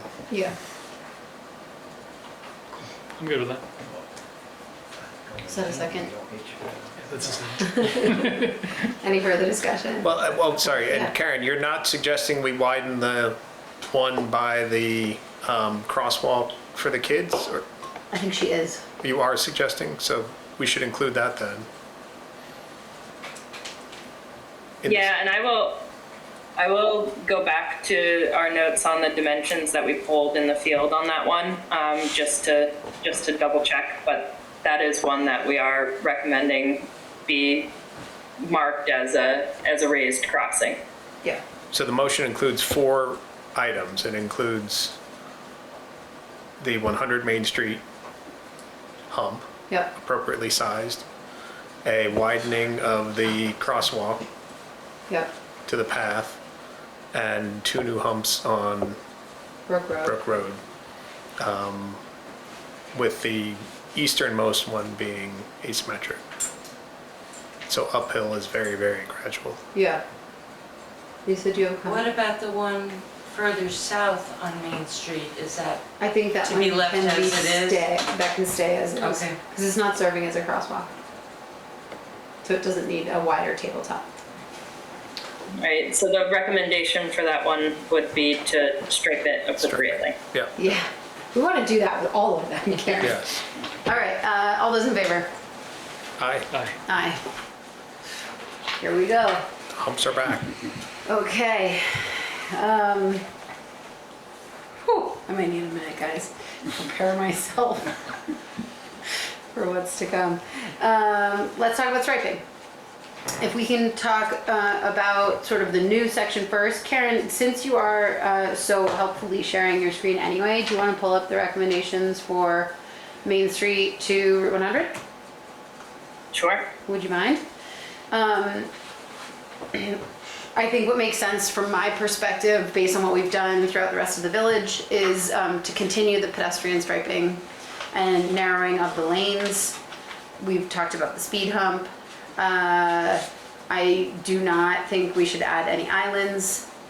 I would like to consider the stop sign at Brook Road and Main Street. I'd love to talk about that. And the only other piece that's on here really, aside from the bridge treatments, which I think we can sort of punt that to down the road a little bit, but I've been in favor of that for a while, and Jim and I had even talked about lighting options on some of those bridges, is that existing island and improved access management of the park and ride. So those are sort of my thoughts. What does everybody else think? Well, did you mention the intersection, the 100? I haven't gotten to the demonstration piece yet. Okay. Yes, sorry. Regarding striping, I brought this up a while ago and you may be covering it, but the crosswalk from the post office leads Yes. into a pole. Yeah, that And I'm is part hoping of that's the gonna be next piece of the discussion. We want to talk about what's working, what isn't working, Okay. and because we need to change a couple of things, like the location of that crosswalk and Okay. also the location of the crosswalk at the bottom of School Road. So, yes, totally. Jess? I really like the idea of being able to safely walk from the park and ride to the welcome sign, because people do go to the bridge and then go to the welcome sign. They want to take pictures of all sorts of things. Pick lilacs from our yard. things Yeah, like of course. that. Those are It's public, lovely. you know? For everybody. By the way. I really do worry about widening that shoulder and pushing traffic far, like closer to our, To the curb on your the, lawn. there's no curb, it's just our stone wall. Yeah. And the erosion that's happening in front of our stone wall due to the plowing of the way that they're Yeah. plowing now, which always appreciate the plowing. It's beautifully done. Very clean and safe roads in town. I just don't know how to preserve the other shoulder with even more Yeah. space. on So, the well, other it sounds side. like what we could do, bare minimum, is make sure that there is still a white line striped on that side, to delineate the road. Yeah. Aside from that, I think we need to include the road crew in a larger conversation, but from what I understand with respect to the right-of-way through which that road passes, it's sort of like, what they've said to us is, we don't really know what to do here to change the existing condition of the erosion. And we're concerned about adding curbing in one place and not doing it everywhere. So I think there's a bigger conversation there that we can have. I'm wondering if we can separate it from the striping conversation. I mean, I just think that once we put the striping in, it's gonna push people closer to the brick wall, like to our rock wall. Well, so Karen, when you measure for that pedestrian right-of-way along Main Street, does the center line of the road move as well as the shoulders? Or does the center line remain and the shoulders come in? Yeah, so it's a good question. We measured that width currently is 25 feet of pavement width, most typical section. I think it does narrow to 24 and a half on the bridge is probably the most constrained cross section. So we do have for those 10-foot travel lanes with a center line, we have the ability to do the 3-foot marked shoulder. I was willing to make the suggestion of even a 4-foot marked shoulder, but recognizing that, that is a concern. I think just having the edge lines well marked is going to help with traffic calming to sort of make folks feel constrained in that 10-foot lane. So I do think it's going to be pretty effective in getting folks to, again, slow down. Mm-hmm. Not when there's lots of snow on the road, but when things are pretty cleared out, that's going to be a pretty effective treatment. Okay. So, we could get as much as a 4-foot walking lane, But if we want to be really careful to maintain that edge line and width on the far side shoulder, we could go a 3-foot, pedestrian lane, 10-foot travel lanes, and then maintain a 1 to 2 foot shoulder. Yeah. Okay. Marilyn, you had a question? I'm just trying to get clear here, as somebody walks from Todd Hollow across, up across the bridge this way and then across by Johannesson, then across Main Street and walking up. So how much, if the road is 25 feet wide, let's say in front of Johannesson's house, how much width is she saying for pedestrians? 3 feet. I don't know where she's getting, right, where plus 2 cars coming and going? Yeah. On one side, 3 feet? Because there's not 3 feet on both sides. No. No, so 3 feet. So she's saying you could get a 4-foot wide lane in there. It's 25 feet, so she's saying 3 feet, the double lines in the middle are 1 foot, so there'll at least be a 1 foot line on the Washington opposite side. of the road. Well, it says 1 to 2 feet, so I don't know. I wonder if we can, Maybe, yeah. If you pushed it out to 2 feet, that'd be wonderful, because everyone would really slow down.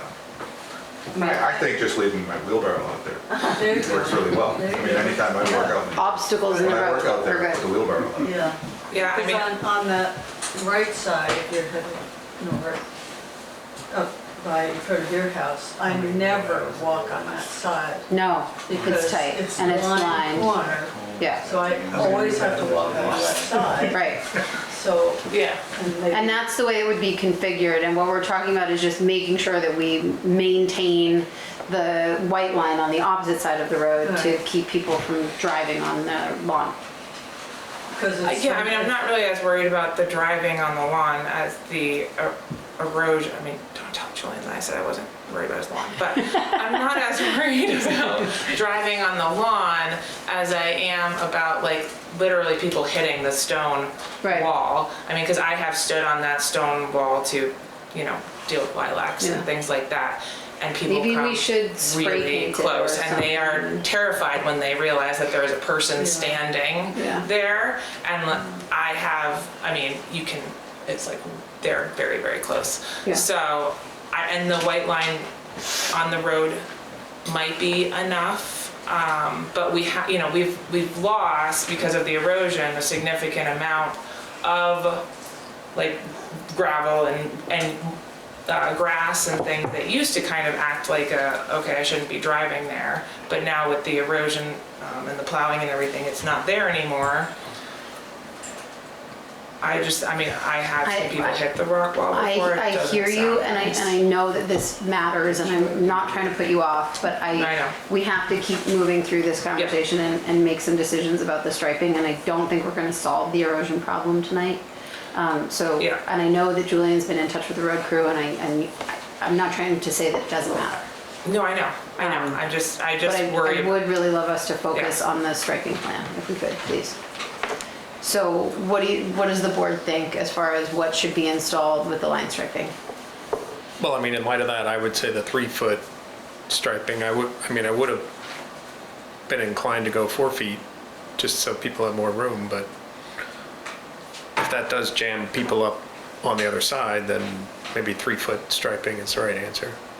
Well, and maybe that is to be determined, and we go take some measurements, or maybe there's even an opportunity for that pedestrian way to narrow a little bit on that side so that the shoulder can remain on the opposite side. Can you do just one yellow line instead of 2? I think the 2 yellow lines indicates that it is not appropriate to pass. It's illegal. Yeah, well, it's not illegal in the state of Vermont, but yeah. But does one yellow line mean the same thing? You're not supposed to cross over it? I don't know the answer to that. The white line a 1.5 foot out would definitely help, because trying to get out of the driveway when there's no line. Yeah, well, we need some striping, for sure. So let's make sure that we maintain that white line, and we'll shoot for a 1.5 foot. Yeah. Okay. Do you guys agree with the pedestrian striping and the narrowing of the lanes? Yes. Do you think we should install the in and out arrows on the park and ride? Yes, definitely. Yes, Karen. I'll just note that that was meant to indicate if we were going to do some sort of access management median treatment, we'd want to indicate sort of a one-way circulation, just to give folks some instruction on how to navigate that. I am not tied to that. I don't feel like that is a large improvement in one way or another. Okay. I just have one more question. If we don't deal with the erosion and then put in the lines and then deal with the erosion, are we gonna be able to put the line back in? Probably not until next year. Line striping is, you mean like this year, if down the road? If there, I think anything that needs to be done with respect to erosion is gonna have to happen either above there or next to the roadway. So it shouldn't affect the line. It shouldn't affect the line. Okay, what about a stop sign at Brook Road? And Main Street. Main Street.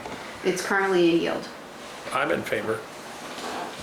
I was We have surprised it done it wasn't a stop before. sign. Do you really think that people are gonna stop because people blow through the one on Airport Road on either end at the top? And I don't know. I mean, I hope they do, and it isn't enforceable if it isn't there. Right. I see people stop now. I stop. Because you'll get hit if you don't. I see people stop now. Yeah. Put it in. And it creates liability. So, if they don't stop. Yeah. The other Done piece that was, before, and it got it's taken been a out. stop sign before, and we had a lot of complaints from the homeowner that it was increasing noise, which I don't And there was, the exhaust Oh, fumes. and the exhaust fumes. Were coming into the home. I will say the homeowner has also complained that people are not yielding at the yield sign. Yeah. The other thing that we were supposed to do there, according to VHB the last time, was trim some of the shrubbery. Yes. And that hasn't been done, and it really does need to be done. Yes. So I would suggest that we definitely trim the shrubbery. And the striping there doesn't work. I don't understand why it's a yield. But I don't, what do you guys think? I think it should be a stop sign. The village has gotten a lot busier Yeah. since the last discussions about a stop sign, and it really seems like a good idea now. Yeah. What do you think, Joel? I saw Mr. Safety back there say stop sign. Jeff, what's your opinion on this, on stop versus yield? I mean, well, much like many people here, I stop anyways because I know that somebody's gonna try to cut the corner and come close to hitting me. I think it's a good idea. I mean, it also is enforceable then.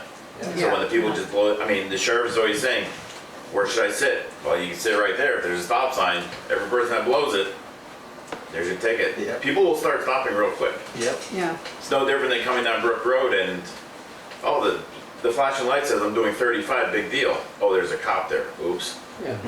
They'll start to slow down. I mean, I would like to see that radar sign actually have a flashing light on it, much like some other towns have.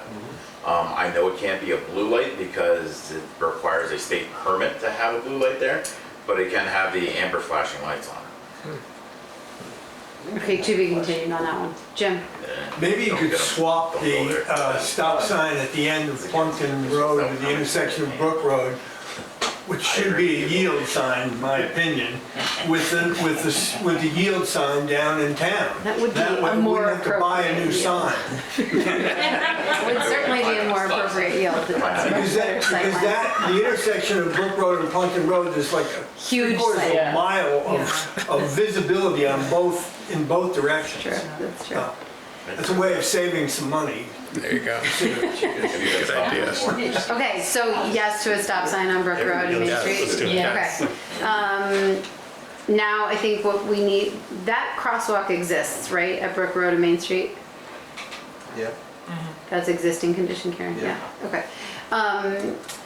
do we have What about the flower bed in the park and ride? I don't want to do the flower bed in the Okay, parking that's lot. Do fine. you want to do the pet No. flower bed in the parking lot? I mean, it gets maintained by the person who does their garden, so. It exists Yeah. currently. This Oh, it is a does? suggestion for elongating it. Oh, I think it's nice the way it is. okay, me too. Okay, so we have the other striping to discuss, and I think we'd like to just sort of stick with what is happening around the village, stripe the speed humps appropriately. There are a couple of crosswalks to consider. The one at the bottom of School Road currently goes into the ditch, and we were wondering, thank you Quill for being here. We were wondering by Jeremiah if it should maybe like just move up a little bit, and if we did that, should we stripe some pedestrian lanes on the school road, not to mention lines? Yes. Going up School Road. Yeah. Do kids walk up School Road to school? Or they, Yes. They do, well then we should definitely have, Yeah. yeah. And I don't know if this has ever been part of your scope, Karen, but I think School Road is likely wide enough to have pedestrian lanes on both sides. Yeah, it's huge. Yeah. The inside corner is much less safe. Like the So downhill the traffic side, outside line. like the Yeah. dump hill, the dump where the old town garage Right. was, is much less safe, especially. So in maybe the just morning. one pedestrian A wide lane one. on the outside Yeah. of the road, and then you'd have a crosswalk across Main Street and across the bottom of School Road with pedestrian striping up to the school. Like it. We could do 5 feet, we could do a wide one. We could probably do a wide one. I would love to see some striping of that nature up to the school. And then I think that gives the crosswalk somewhere to land. I like that. Karen, do you have any thoughts?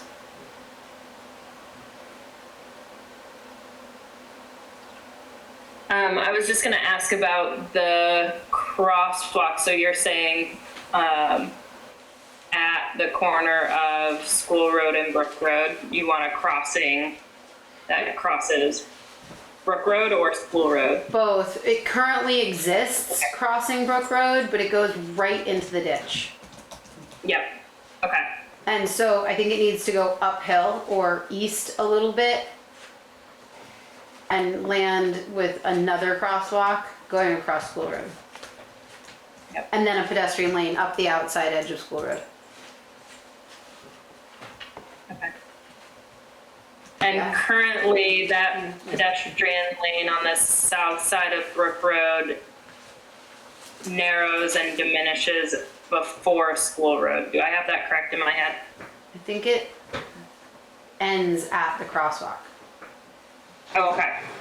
I think it ends at the Yeah. crosswalk. It should end at the crosswalk and not before, but who knows? It may just get narrower. I can double check those Okay. cross sections. Yeah, but it should stay wide if possible, I think. So, and then the two crosswalks there, and then the other location is the crosswalk that Lisa brought up by the post office. And this is a funky intersection where it comes off of Flatiron onto Main Street. So we have pedestrian lanes on both sides of Flatiron, I think. Yes. Yes, Yeah. right? So the crosswalk doesn't currently exist there. It can, and there's no pedestrian way on the uphill side. So if you're walking on Flatiron, there's no easily discernible way to cross Main Street to get to the sidewalk until you get past the fire station, but there's no striped pedestrian way past the fire station. Did I say that correctly? Yeah. And then it goes into the telephone pole when it does finally cross at the post office. Yeah. So I wonder if should there be a crosswalk at the end of Flatiron over to the sidewalk? Or should there be a striped pedestrian lane in front of the fire department with a crosswalk more appropriately located, like just a tiny bit further north, so it doesn't end into the island, but rather into the driveway? Could you make that the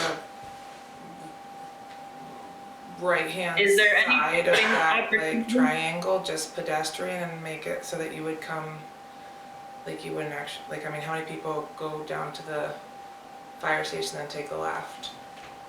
Do a lot of people do that? No, I don't think so. So, but to your point, like if you go the other way and you're going to the Warren store from Flatiron, there's also no crosswalk. No, I mean from like the library, could you like make that like a pedestrian, like that is where the pedestrian crosswalk goes on the other side of the post office? Sorry, I was talking about the other portion. Oh, the south side. Yeah, like the triangle to come up to the library. Yeah, there. Yeah, I feel like the left-hand side, or if you're coming down the road, like the left-hand side, do a lot of people make left-hand turns Oh, out of this that is for our library townspeople. to Where go? do you walk when you go to the post office? Which side of that triangle? If you're headed I toward go the- down, I go to the left of to it. the left. And then So cross. Karen, where you have your mouse is where the crosswalk should be. And like, could that just be a pedestrian way? Like, does it need to have You cars? go to the left. Right there. Do you see where she just drew that red line? I can't see from here, so never mind. You can't see the red line that she just drew there? So when you come down the V It's okay at the if you bottom of the can't. hill, I go to the left and cross the road right there. At the bottom of which hill? This hill right here, Cemetery Road. Driveway. Oh, next to Yeah. Will you fire zoom in station. a little bit, you Karen? go Is that to the possible? left? Mm-hmm. To go where? To post office. It's very That's okay. Just go straight across the Oh, street. right. Lisa, Yeah. can you see it better now? We just zoomed in a I little think bit. so, thank you. I think she Yeah. just I need, confused Yeah, me. orientation. Yeah. not kidding. So on the left-hand side of the screen is the post office. That little triangle is what's at the bottom of the cemetery road right here. And then just have And the we're going north. pedestrian way Yeah. come up through that side of the triangle? Since most people coming I think- pedestrian wise would come to like here. Where I walk all the time is I walk down to the triangle, right? And make a right to go on Flatiron. Yeah. And then when I come back, I do something different every time depending on, What traffic's doing. exactly. Yeah. I And don't know where if that it saves your answers your- cross. And I don't want to complicate matters. Like sometimes it's not a big deal. You cross wherever you want to cross because no one's driving. But we should probably have crosswalks where we actually use them and not going into telephone poles. It just seems reasonable. So I think if we just Yeah. move that crosswalk, we could start there, and that would be helpful. Does everybody agree? Yes. Do you think we need to do more? So you're saying don't put one up by Flatiron? I don't know. I mean, if you put one up by Flatiron, then you have to put one on the south side Yeah. and on the north side, and it gets confusing, right? I guess my only question would be, I mean, I think that that makes sense logically where it is now, but are kids going to use it if they're walking from the school, or are they just gonna run across the Red River? They're Because gonna it's run like, are they, across like wherever. before, yeah, The kids coming from school are probably gonna just go in front of the fire department. yeah. Yeah, I think that's what they mostly do. Yeah. And, Yeah, and because And not there's, cross the road. it's Yeah, I guess that narrow makes there. sense. Or they go up the stone steps by the church. oh, taking their life in their hands. Yeah. But I think like the fire department people they are the safety people, so hopefully they're not hitting them too much. But what was the thought behind that crosswalk there in the first place? I Do you- think it got misplaced. Yeah. Okay. I don't That know I why think it's happened there. when the pedestrian striping happened in the village. Yeah, it just was done 21, incorrectly, 22, I yeah. think. Okay, so we're gonna move that crosswalk. Do we feel good about this? We are so far behind schedule. You feel You can good? move it north, a little bit Yes. north, yeah. Yeah, And my last question is, do you want a crosswalk where they just repaved in front of the post office? Yes. There's no sidewalk. yes. Okay. The crosswalk in front of the post office. Cause that connects the two sidewalks. Yes, So does that get you safely walking from no, the sound, well, not mildly safely, from the town, from the first entrance of the town to the covered bridge and up to the school? Like you can do all of that loop? you can, but you don't. There's pedestrian walking, I feel like that's the most common Yeah. places people I walk think in that town. does, cause the sidewalk doesn't actually go to the covered bridge. Well, Almost. it goes to the lookout, It's close. whatever that is. The scenic vista. Yeah, that one. Okay. So, but to your point there, making sure that there's continuity between the end of the sidewalk and the striping on the south end of Main Street. Will you add that to our notes? and make sure that there's a pedestrian shoulder striped there all the way. Yeah, I mean, I think that the I sidewalk think it is.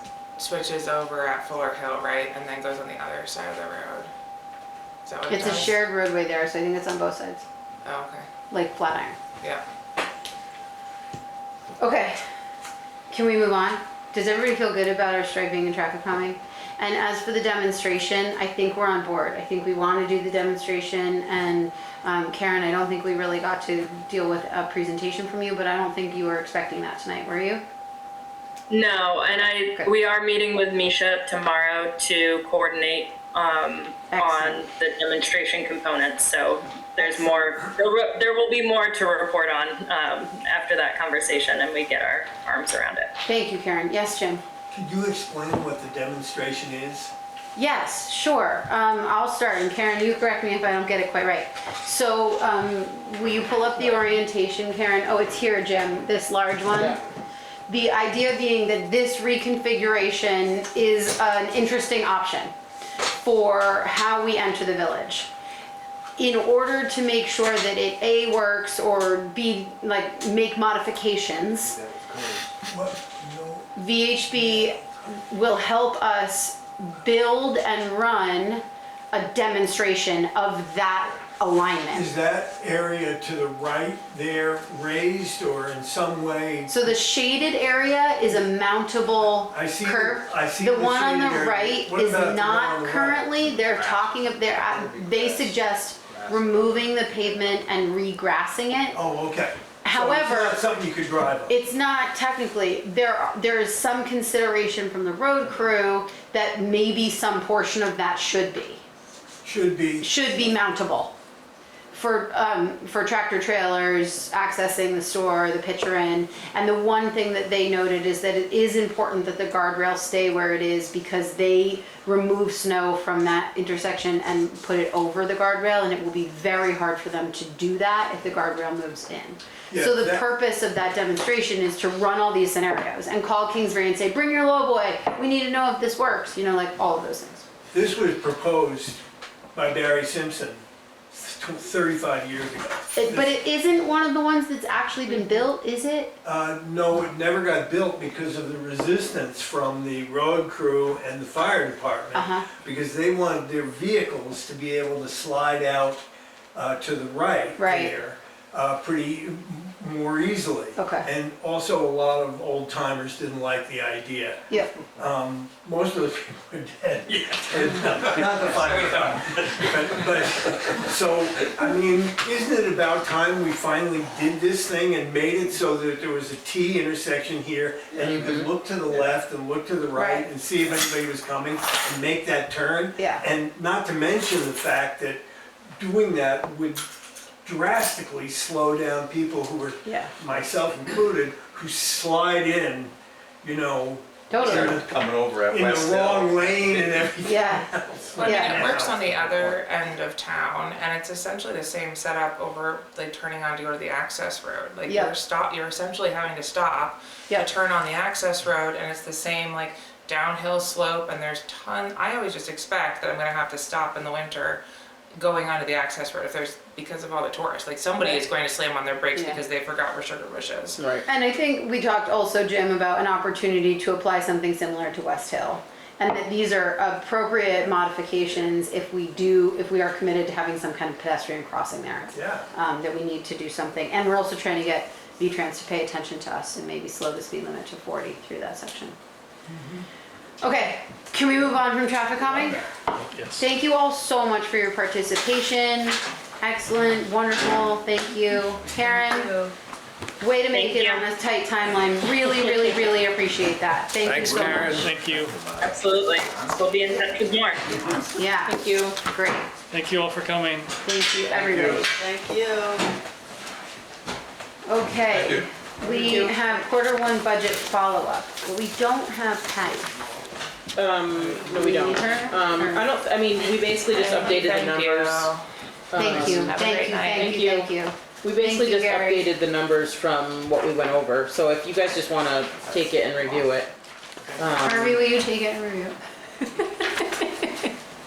Yes. I started looking at it and then I got a phone call, so I admittedly haven't had an opportunity to look through all of it. Yeah, there was only the updates that we talked through, so. Exactly. Yeah. It's, basically, moving some money around because it was allocated to the wrong, line item. Okay. Yeah, and something moved to capital. Yeah. Exactly. Yeah. Yep. Yeah, as long as we have the format that we want for 2Q, which is right around the corner. Exactly. Right. And I think she was planning to get you all sort of that summary document that she had presented. I think you had helped her with it the last time, Yeah. but she Didn't get to it. literally ran out of time today Yeah. with lots of interruptions. Oh, we can do that, yeah. We can do that for 2Q, Yeah. to see the cash flow. Yep. She and I, just to give you guys a really brief update, she and I are basically going through the invoices. She's entering them by due date so that we can sort of monitor our cash flow right now, just because it's limited. There is some money coming in from different transactions, 26,000 here, 11,000 there. We're still waiting for the 30,000 from Granicus. So, I mean, we have money in the bank. We just Trying to be mindful. trying to be mindful of, exactly. Everybody's been great about not doing a lot of spending. So that message was received and Awesome. yeah. Okay. Sounds good. So we'll review this, and if anyone has any questions, let's pose Yep. them to Yep. to Patty. Yep. The credit card user agreement looks good to me. Does anyone have any concerns or comments on that? No, I don't. What do you need from us to finalize it? I think we just need you to approve it. Are there limits specific to individuals? There are limits. I haven't actually opened the cards, but I think I think everybody started with $1,000. Yeah, something and then like that. There was a higher limit for the road crew. We saw a sheet, I think, of what they proposed. Okay, And so we can change those. we can change them at any At time any time. if we feel like there's going to be a large expense. So this is like what is expected of each one. of But the so card holders. when Jeff gets a card, he'll sign this. Correct. And this tells Jeff what he needs to do, and what his responsibilities are. And what's Yeah, and I next. think Patty and I are going to work on sort of like a credit card form so that when, or a credit card receipt form, so that when, Jeff brings in a credit card statement, there's a form that he has to attach with the coding on it and the reason and Perfect. all that stuff. I think it's great. No, that's great. So, Go for it. Yeah, great. excellent. Well done. Window cleaning and power washing. Did you guys get a chance to look through that? I saw it. See her here. 4,200. My question was, this is coming out of the budget that we already allocated for them to do these kinds of things, right? That 50,000? Unless we want to pull it from the July 4th budget, since it's cleaning for July 4th, but whatever budget you want, either one. I think, these... Is it for the July 4th? Well, I thought that's why we were Well, doing it. I mean, this is going to be the focal point Yeah. of, that Yeah. day Oh. with all of the activities that are Right. happening here. I thought the whole point was to do it These before the buildings, if you 4th. look at them Yeah. closely, They're dirty. they need some Yeah. love. Like any, Yeah. like Yeah. any. I think Yeah. if it's coming out of the money that we already budgeted, that 50,000 of the monies that they were gonna use Yeah. for these kinds of things, this is great. Yeah. And it seems totally reasonable to me. Yeah, and I think it would be really nice to have it done before the 4th. If Yeah. they can, He said, he met with Chad and I last week and he said he will make it happen before the 4th. All right, let's do it. Cool. Who's he? His name is Will, Oh. but It's not KMK. it's someone not working for KMK, them. it's a vendor that works for Okay. them. We don't need a motion. don't No, I think Yeah. Devin just signs the Okay, gotcha. estimate and Good. we're done. Okay, what's next on our other business? Says SDR update. We don't have that. Well, I can give you a brief update.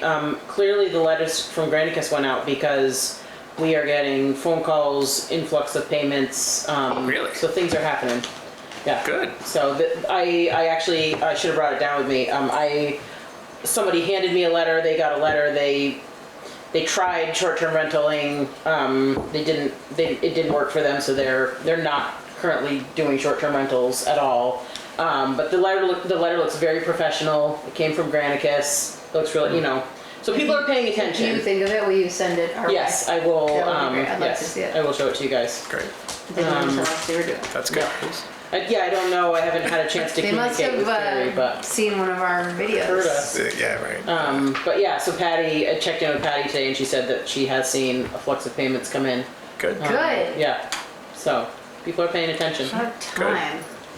Excuse me. Okay, tax rate meeting before we get to Holter Band.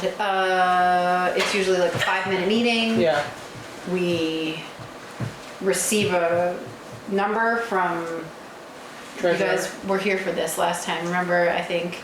And we got a sheet that said. Yeah, you were I here. think you were here. I was definitely here. Yeah. Dana had made recommendations about how much to pull from the reserve fund Right, yeah. to help reduce the tax rate, right? But we Any need else? to know the No, grand it's okay. list. We need to know the grand list, Yeah. and so that's what's confusing to me. Do you have, like, do we just decide at some point we're Well, taking so- it as it stands? Yeah, I don't know the answer to that, so I think, I guess we don't have to set the meeting date tonight, but I just wanna put it on our radar. Yeah. That, we're gonna have to do it. Okay, I think what we need to know from the appraisers or from VLCT or someone is like, when Okay. can we say we're using this grand list number? Or when can we, more importantly, when can we mail out the tax bills? Yeah. Right? I mean. Right. Yeah, I we have mean, set- setting the tax rate precipitates the printing of the tax bills Right. and then the sending of them, and we decided that we were sending them by August 15th, right? Well, that was That was how we did it at town ideally. meeting. Yeah, I I mean, think- that, assuming we get through all of our, Oh, I think we committed to sending them out by August 15th. or I think that's what before. we have, right, So- Yes. totally, Yeah, yes, yeah. yeah, that's the latest. Yeah. So we probably want to talk about setting the tax rate middle, like, let's put it on the agenda for the July 14th meeting. And we need some answers as That to, well, I mean, Patty can just use an estimate or whatever the latest grand list is. at that time. at that Is it time. being updated in real time as assessments are changed? I believe so. Okay, so we'll have the most We accurate, have- yeah. We could put a little cushion in there for any outstanding Yeah, yeah. appraisal. Okay, maybe we Appeals. need the listers to sort of weigh in on what they think might happen. Okay. With values Yeah. during the appeal process. To your point of like, I mean, it's going to be a completely different number than last year, of Yeah. course, Yeah. because the grand list is And I think substantially 2.5 larger. times larger. Patty's very interested in working with you and I on, Yeah. so we, the webinar, the seminar that she and I went to that Nemrick put on up at St. Mike's, gave us some really good templates and some starting points to create said spreadsheet to help with I would us. start with a new template. Exactly. I think the legacy one is questionable. Yeah. So that was Definitely. really But I beneficial can- to us. Completely help. Yeah. I mean, conceptually, it's fairly straightforward, but there's just a lot Yeah. of moving pieces. Yeah. So then that's work that you guys will start doing probably in July. Soon. Yeah. And then in our meeting on July 14th, we'll have some understanding of how things are looking. We'll have an answer as far as legally, if we're allowed to just, hey, we're taking the grand list from July 20th. Yeah. And we're having a meeting the next day and Well, setting the rate. we'd have to leave some kind of cushion, but yeah, Yeah. How do we do that? we just leave more in the reserve. Right. To cover the difference. Yeah. That's a good idea. So take less from the reserve. Yeah. I don't think we have much left. in Typically, reserve. we've taken like 50-ish%. Maybe we don't do that this year. Yeah, I mean, last year We took we took 4? 100,000. Yeah, that's right. Oh, But and the we year have it. before we took 400. 4, yeah. Okay, Yeah. let's discuss it more July 14th? Yep. Awesome. Sounds good. Yeah, so that's not, with that, we won't meet again until July 14th, so. Okay. Oh my gosh, I'm gonna miss you. You'll have almost a month off. Wow. you We guys. might have PCA meetings in between. Yeah, you When, probably will. What would the timing be on striping? Tomorrow. No. No, I'm just kidding. We have to hopefully get someone to do the humps first, and Oh, then of we were course, talking yeah, about yeah. striping in August. Yeah, I'm working with L&D line striping, Yeah. and I'm hoping to get them a plan here in the next couple of, but I finally have their attention. And so he's willing to work with us. Great. And I did ask Karen when I spoke to her last week if from this meeting she could put what we are actually installing and where into Yeah. one document. Perfect. And she was like, this isn't actually design the build phase. I'm like, I know, I don't need you to build it. I just need you to put it all on one map, please. Yeah. She was like, oh yeah. It'd be nice to have a professional looking document One page. with To what we hand want L&D. that we can give to L&D. Put up on a board. So, but then L&D is Right. going to come back to us and say, okay, here are the treatments we use to accomplish that. Yeah. Yeah. And we'll have to approve them. Okay, good. And that's the piece that she was saying Yeah. they haven't been hired Yep. to do. One thing that I forgot to add to other business, if we could just quickly add it. The paving RFPs went out today. Yeah. I will be opening them on June 29th at 2:30 via Zoom. We have to have a quick, literally 5-minute meeting to pick whoever we want, the lowest bidder, whatever. Yeah. I cannot do that on the 29th. Well, no, but I'm just, it could be the 30th, it could Yeah. be the 1st, like, Yeah. whatever. I just want to quickly look at And calendars. it can be Zoom. It can We be don't- Zoom, yeah. We do not have to Correct. be here. How many, It goes out to 6. 6? Yep. Do we think we'll get all 6 or? Last year I think we got 5. Yeah. Yeah. So I can do anytime I'm pretty open that week. on the 30th. My brother and his family land on the 1st, so I probably will not be here the 2nd, and then probably. I'm good on the 30th. Yeah, let's do the 30th. Okay. What kind of a time works well for you guys for a quick 15-minute? Middle of the day, end of the day? I think for me, I don't have a tiny human between 8 and 4. I mean, I like 1 or 2 o'clock. Great. That works. Yeah, Want to do 1 o'clock? 1 o'clock. 1 o'clock on Thursday? 1 o'clock Paving on the bids. 30th. 30th. Right. One I will p.m. get a put stuff done for that. Thank you. You're welcome. Holter Band. So- Are they in the pavilion? Why do they need a rain date? Well, but for everybody else that might be dancing and coming here for a picnic and to listen to them. So it is there is supposed to be thunderstorms and stuff on Thursday night. So they're thinking that the rain date would be Wednesday the 24th. So that's just next week. Wednesday. And there's nothing scheduled on the community calendar for Warren, so just Fire training. The legislators' annual wrap up is that night at the big picture. I don't know if it matters. I'm facilitating it, well, so I can't be it. So would you rather do, I'm assuming that was probably a date that the Holter Band was available to Yeah. reschedule.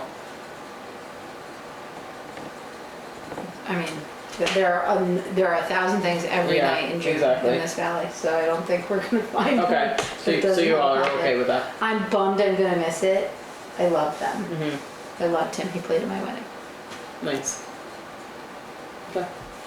I'm fine with it. I'm hoping that we can have it Thursday night.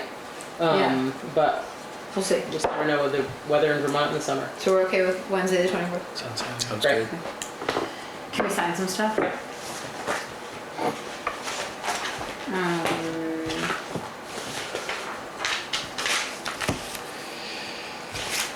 Move to approve payroll for $17,335.74.